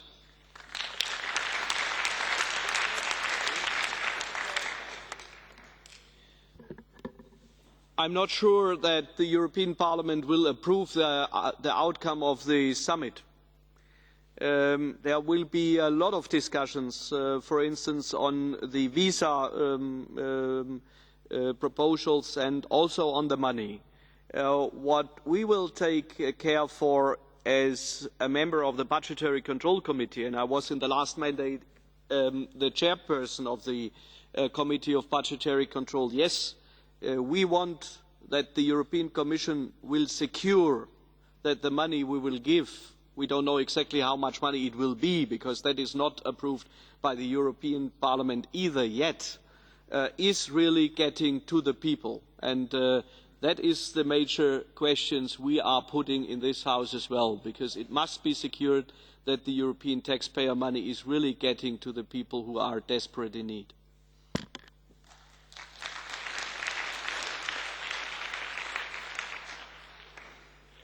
Thanks. It's fantastic. There's many colleagues wanting to put questions, and we go ahead with number 440. 440. Well, my name is Andrea, and I'm from Spain, a country where it's actually hard to find a job because of the crisis.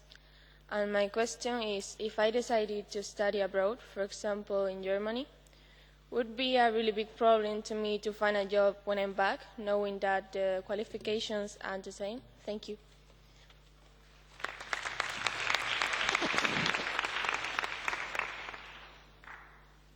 Yeah, that is really still a great problem.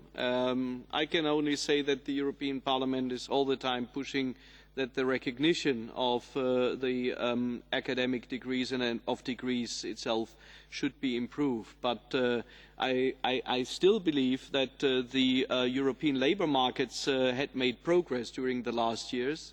And I know many people who are not working in their own country and studied somewhere else, and an international qualification is increasing the employability.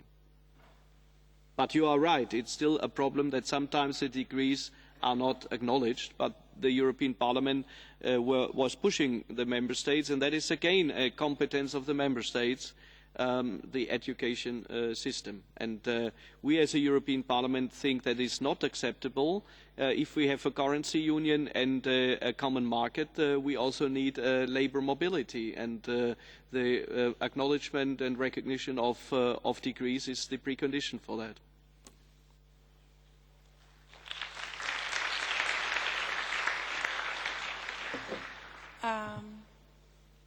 I can see number 571, please.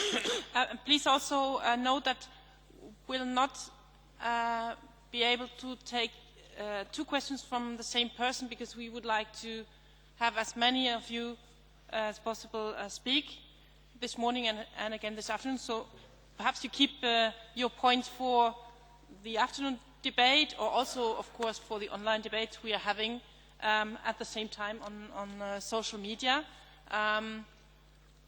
So 571 is next, please. My name is Doris and I'm from Romania. Is there a real possibility that UK could leave the European Union? If yes, what would the consequences be?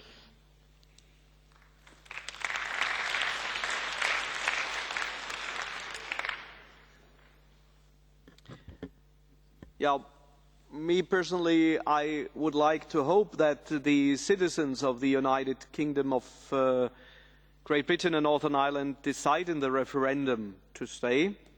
I do not want to comment whether it was a good idea or not to hold this referendum. That is a decision of a sovereign member state. And sometimes Eurosceptics claim that the national sovereignty is undermined by the European Union, but it isn't. Each member state is completely free whether the member state wants to stay or wants to leave. But what would happen? Of course, I think if a member state like Great Britain, a permanent member of the United Nations Security Council, a member state with a huge economy, with a lot of inhabitants, one of the net payers of the European Union, a country with a highly respected and highly effective army forces would leave the European Union, that would be a signal of weakening the European Union. I believe that the Brexit would not be in the interest of the British citizens themselves. There are clear studies that the British economy would be tackled by that decision. But of course, we will respect the decision. The discussion has to be made in the United Kingdom. Now, the summit presented some proposals for a special status for Great Britain. That was the result of the negotiations which David Cameron achieved. My group leader, the former Prime Minister of Belgium, Guy Verhofstadt, he is in favour of that summit outcome, and he says, okay, let's build a bridge and build a European Union with a core European Union. Who is in that core European Union is in, and the others get a special status. That could be the outcome of these discussions. From my point of view, I think the outcome bears a risk. You cannot give 28 member states special solutions for national questions. And from that point of view, okay, if the outcome is the outcome that we have a core European Union and some with a special status, that is a common market and nothing else, that could be an outcome, okay. If that keeps Britain in, that would be fine. But I would appreciate if the citizens of Great Britain would give a signal to stay at the European Union like it is and to make the European Union what I believe it should be, the United States of Europe.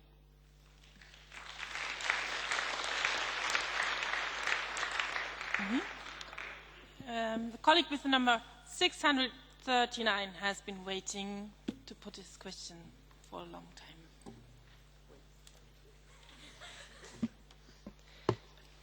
Well, good morning.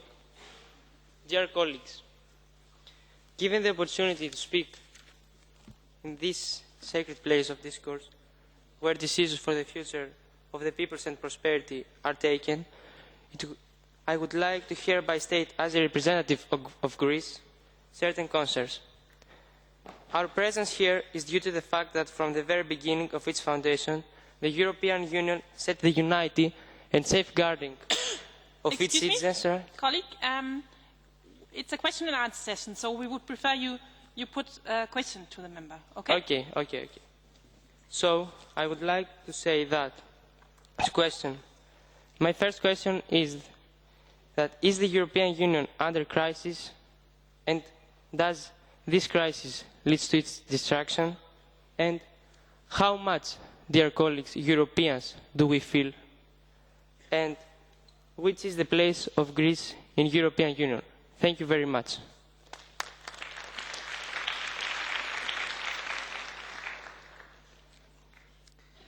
I believe that Greece is a very important member of the European Union. And first of all, I believe that Greece is a very beautiful country. I decided together with my fiancée to visit Greece last summer to support the Greek tourism industry, and we liked it very much there in Crete. I can only recommend everybody who wants to help at the moment the economic situation in Greece to visit a country like Greece and to invest there. But we also know that to get back on an economic growth path, it is necessary to create conditions which are attractive. And what we have to realise as a European Union is that the European century is over. We have only 7% of world population with a decreasing development. 500 million Europeans in the European Union, we are still the strongest economic area of the world. But if you compare us with 1.4 billion Chinese citizens or with more than billion inhabitants in India, we realise that we are quite small, and if we really want to grow in the future, we have to think about how we can develop technologies and products which can be sold somewhere in the world to participate in the growth of Asia and other emerging markets. And from that point of view, to give you a clear signal, yes, Greece is a very important member of the European Union, yes. Therefore, I am in favour of solidarity and of payments to Greece, but we also rely on the necessity that the Greek government has to implement the structural reforms like others did, non-Euro states, now new Euro states in the Baltic area where the reforms were implemented successfully, and also in other countries like Spain, Portugal and Ireland, who went through this process. And if you look in the more industrialised states in the northern parts, they also have to adapt to the world economy. What I believe is that we cannot escape this race for competitiveness, and we have to join forces to be best off. And I still hope that all member states get back on a growth path and create jobs and wealth for the citizens.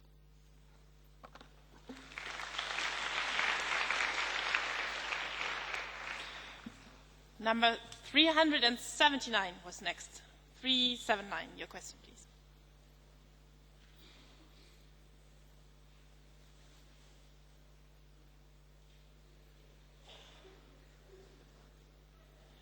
Micro for 379, please. Or you can also switch it on yourself. It will come. There's a button which says micro. Yes, it's on.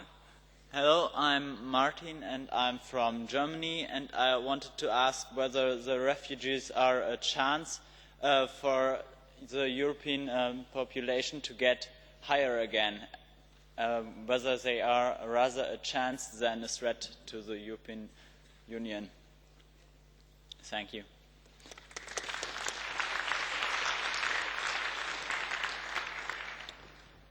Yeah, I was reminded that I could also answer in German or French, but we are also all so used to use the English language, or what we consider to be English. I apologize that to all the native English speakers that we are speaking with a strong accent.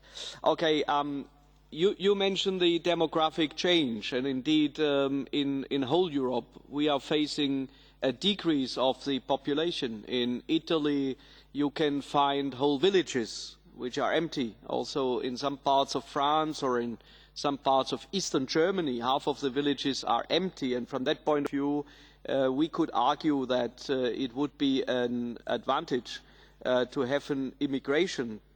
And I believe, yes, indeed, that we need immigration to the European Union. Therefore, I'm in favour for a qualified immigration, like other countries do that, like Canada or New Zealand. What I think is politically and socially difficult if you have immigration of a huge amount of people who are not qualified, because that is creating new problems. Because we have so many parts of the European Union with a high unemployment rate, with 50% unemployed in Greece or in Spain still, that I believe we have to be careful not to create new social problems, but to have a qualified immigration to the European Union is absolutely advantages. Thank you.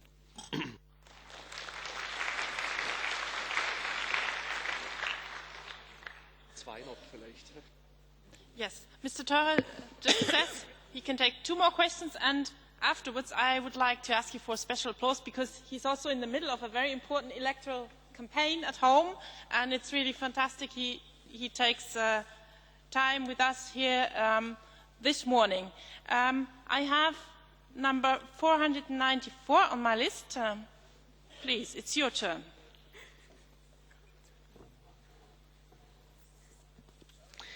It was said that one of the Amandrula from Cyprus. It was said that one of the proposals that was discussed recently was the extra protection of women refugees against violence and danger. This was proposed because of the reason that women carry children as well. Isn't this contradicting the problem that we are trying to solve? Gender equality, isn't this discrimination and stereotypical? Shouldn't all people receive equal assistance, protection and treatment so that neither gender is favorized? Thank you.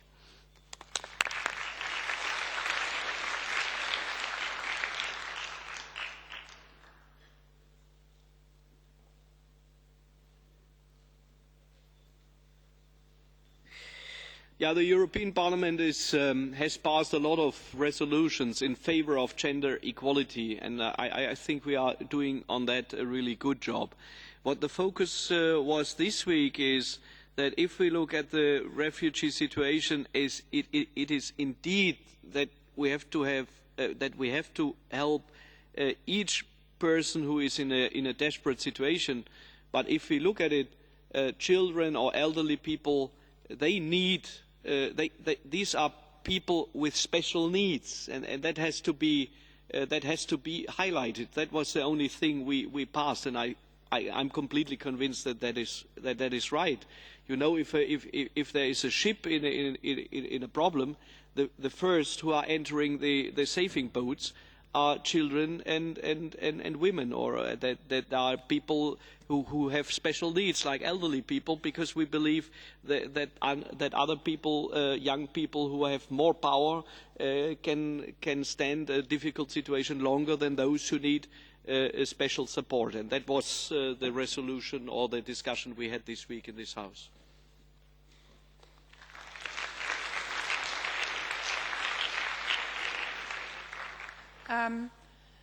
Number 92, number 71 has another question for Mr. Theurer, please. My name is Catarina. I'm from Portugal. What do you think is better for Europe, the system in which decisions are made by unanimity or by majority? Thank you.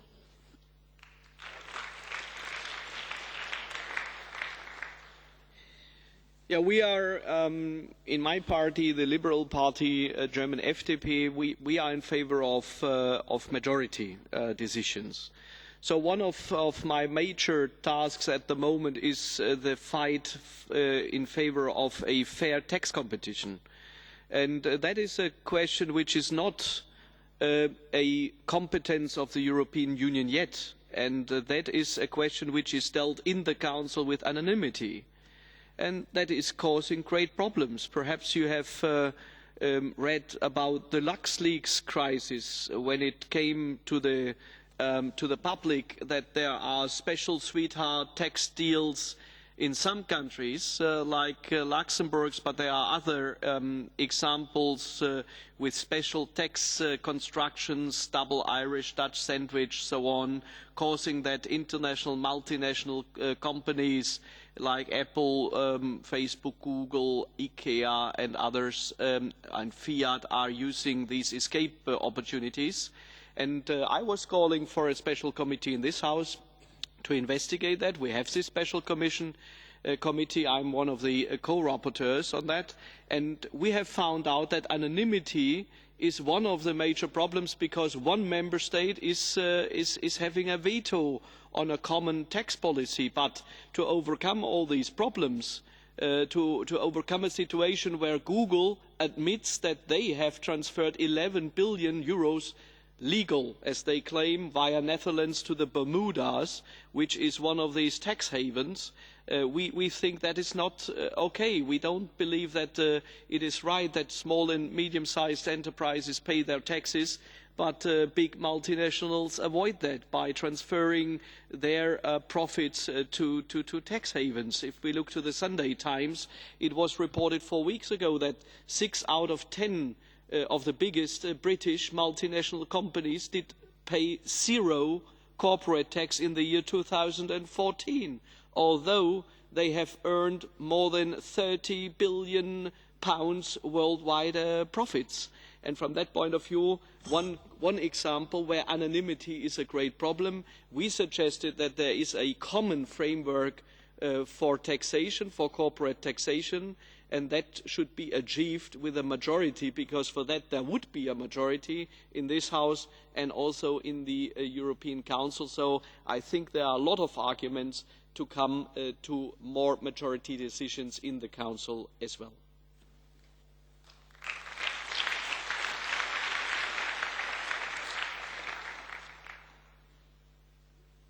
Yeah, I'm sorry that my time is now running out. I would like to congratulate you for all the questions. Most probably you also would have been able to make political statements as well. It is great to see so many convinced Europeans here. I believe that we should not make the mistake and tell people that everything is fine in the European Union. No, I think that the European Union really needs profound reforms. But what I believe is that the European Union is the institution we have to have in the interest of our people, but this European Union needs convinced Europeans. And I had the feeling that here in this meeting, Euroscola, there are convinced Europeans, and I would like to thank you. I believe that you and your generation have to take these tasks, and we rely on you, and we would be very pleased if you be very active in your home countries, in your member states, to convince more citizens that the European Union is our future. Thank you very much for coming, and good discussion here.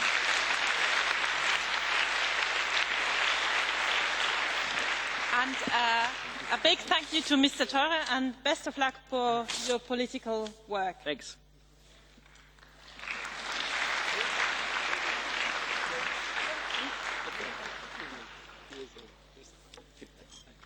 And let's continue, because we still have 10 minutes left and we have some questions still on our list. So you realize we were just talking with a real politician. Now, us here, we are professional Europeans, so to say. We are officials, but we also have some experience which we would like to share with you, and we would especially like to give you more input for your work in the afternoon and food for thought. I would like to invite the colleague with number 92 to put the next question, please. Well, I am Dario from Bulgaria. Hello. I actually would like to address a statement that Mr. Theurer had, that actually the UN made a fatal mistake by shutting down the camps in Western Asia. I'm talking about the refugee crisis. And my question is actually because Europe has paid a big price because of this mistake. And my question is, shouldn't Europe be more active in the whole refugee crisis, not just doing stuff like closing borders? Thank you for your time.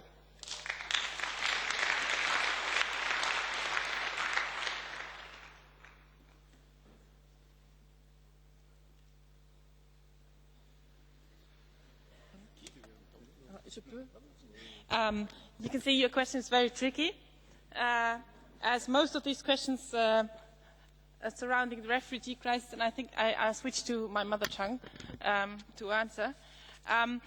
Ja, es ist richtig. Herr Theurer hat über die UNO gesprochen und dass das Problem war, dass die UNO nicht genug Geld hatte, um die Flüchtlingscamps rund um Syrien so auszustatten, dass die Flüchtlinge in der Nähe ihrer Heimat bleiben können.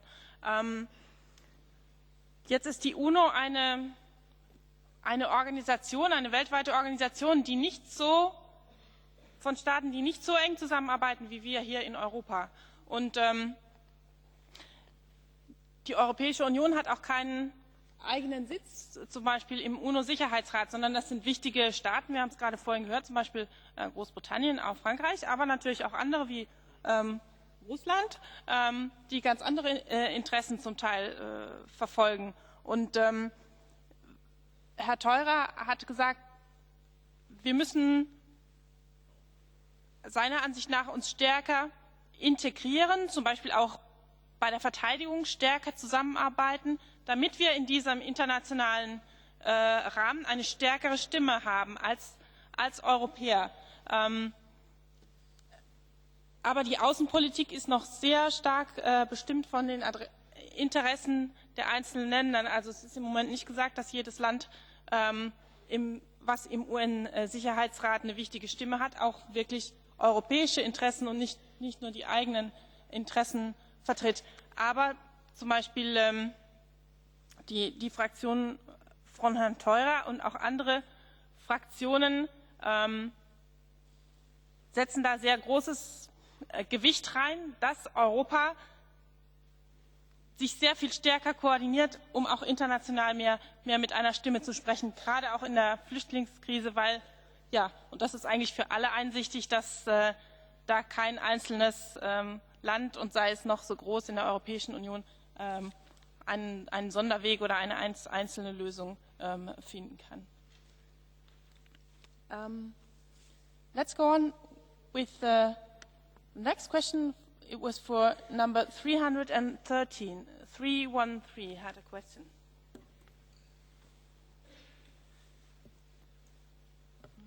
Okay, I would like to thank you at first for this opportunity.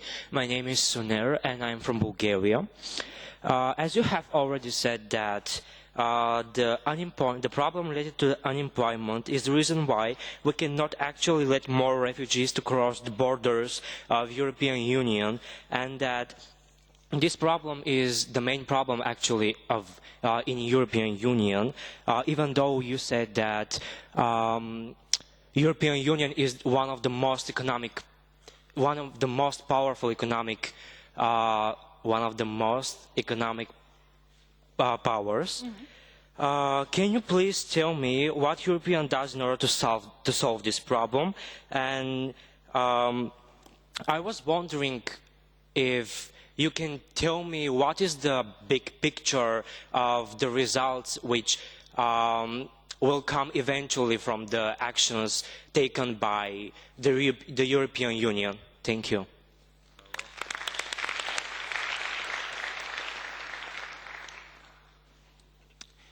Thank you for your question. In fact, it's a very topical issue, and it has been so for quite some time. I just thought of one concrete example, sharing with you that the European Parliament has adopted in order to help to combat unemployment, and especially youth unemployment, and that's the Youth Guarantee Scheme. Maybe you have already heard about it. So that's a program that especially helps young people like yourself to find a job, and the idea is that if young people are out of a job for more than, I think, 3 months, if I remember well, then they should be offered either a possibility of a traineeship, a possibility of a training, or a job opportunity. And member states are sort of requested to come up with proposals in that regard, and not to let the young people to be unemployed for too long, because that's not good for the economy, that's not good for the young people themselves, as you are. you just come out of freshly qualified from universities and or other sorts of education, so you need to be able to get some, practice and traineeship. And so there is a number of measures that have been adopted on an EU level, and this Youth Guarantee Scheme is a very concrete example, and the Parliament has played an active role in it. But as far as the global picture, it's, we know that the situation is it's not very encouraging. We know that in Spain, 1/2 of young people are out of the job, the same for Greece. But I think that's why we have this great possibility of the single market and free movement of labour, that once you don't find a job, maybe you can think of moving to another country and look out for opportunities in other EU member states. So I think from that point of view, the EU is a great opportunity. So you've got to seize these opportunities, and you've got to also, develop your skills, go and study as an Erasmus student in a different country, get some more skills, languages, get to know other cultures. That will help your chances to get an employment. Thank you. Our colleague Francis has some more advice for you on this. Peut-être pas des conseils, mais comme vous avez abordé la question du chômage, on ne peut pas dire l'Union européenne a un taux de chômage très élevé, donc ne peut pas accueillir de nouvelles personnes, car c'est une moyenne. Et si la moyenne est aux alentours de 10%, il y a des pays qui s'en sortent mieux que d'autres. Bon, Peter a cité des pays qui ont des taux très élevés, mais il y a des pays qui ont des taux de 5 à 6% de chômage, ce qui explique qu'ils soient un peu plus réceptifs donc à l'entrée de nouvelles personnes. Le second point est que, faisant partie de l'Union européenne, il y a maintenant une meilleure coordination des politiques économiques. C'est-à-dire que la Commission européenne a un rôle de surveiller, d'observer et de faire des conclusions sur ce que l'on appelle le semestre européen et de présenter ces conclusions au Conseil européen et au Parlement.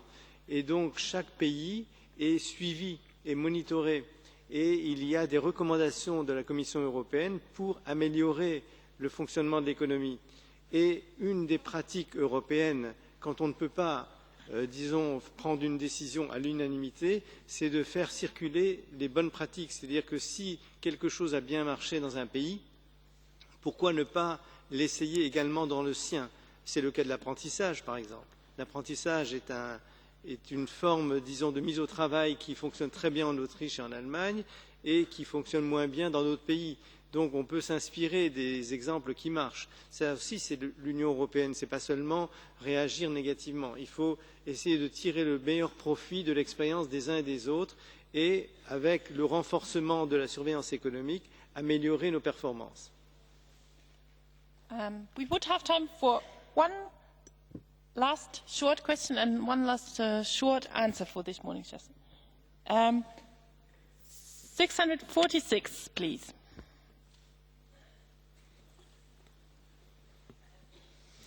Sofia Sotirelli, I come from Greece. My question has to do with employment. Do you think that the 6-hour working schedule which exists in Sweden should be applied for all EU countries?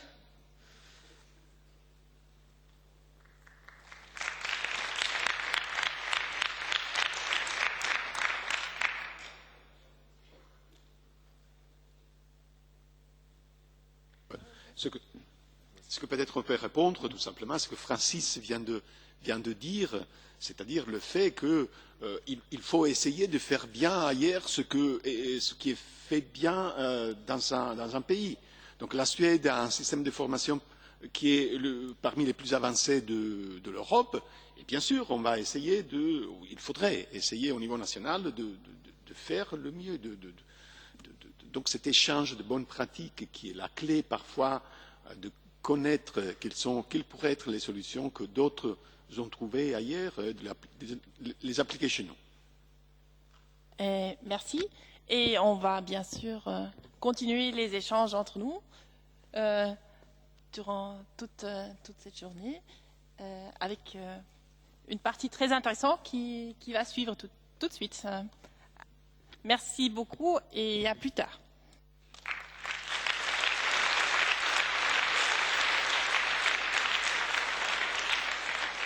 Thank you to the administrators, and thank you also to Mr. Toire, MEP, for his contribution this morning. And we must also thank the interpreters for their work. So a round of applause for them, please.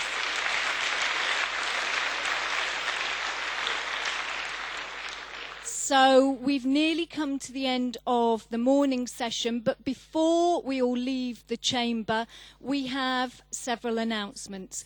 The first concerns the teachers only. It is time for your group photo. So if you'd all like to leave us now, please. The teachers, it's time for the group photo, and Christina Santana is there waiting for you, and she will accompany you.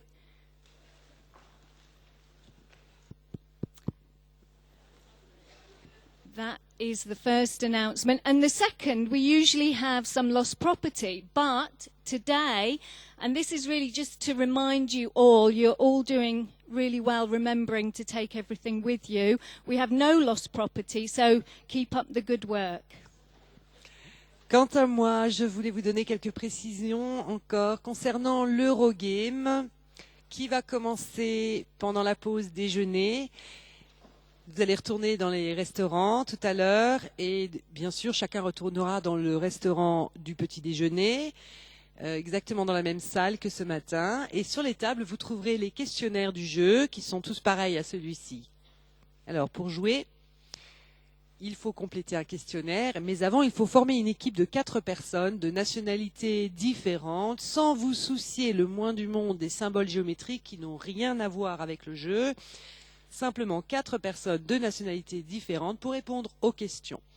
Quand votre questionnaire sera rempli, eh bien, vous noterez encore vos noms, prénoms et nationalités au dos du questionnaire que vous nous remettrez avant le début du programme de l'après-midi, c'est-à-dire au moment de quitter le restaurant au plus tard. Avant de quitter le restaurant, il faudra que vous nous ayez remis le questionnaire, car pendant le travail en commission, eh bien, tous les questionnaires ramassés seront évalués et les 4 équipes qui auront obtenu les meilleurs résultats seront sélectionnées pour s'affronter en finale en fin d'après-midi. Alors, bonne chance à tous à l'Eurogame et à tout à l'heure.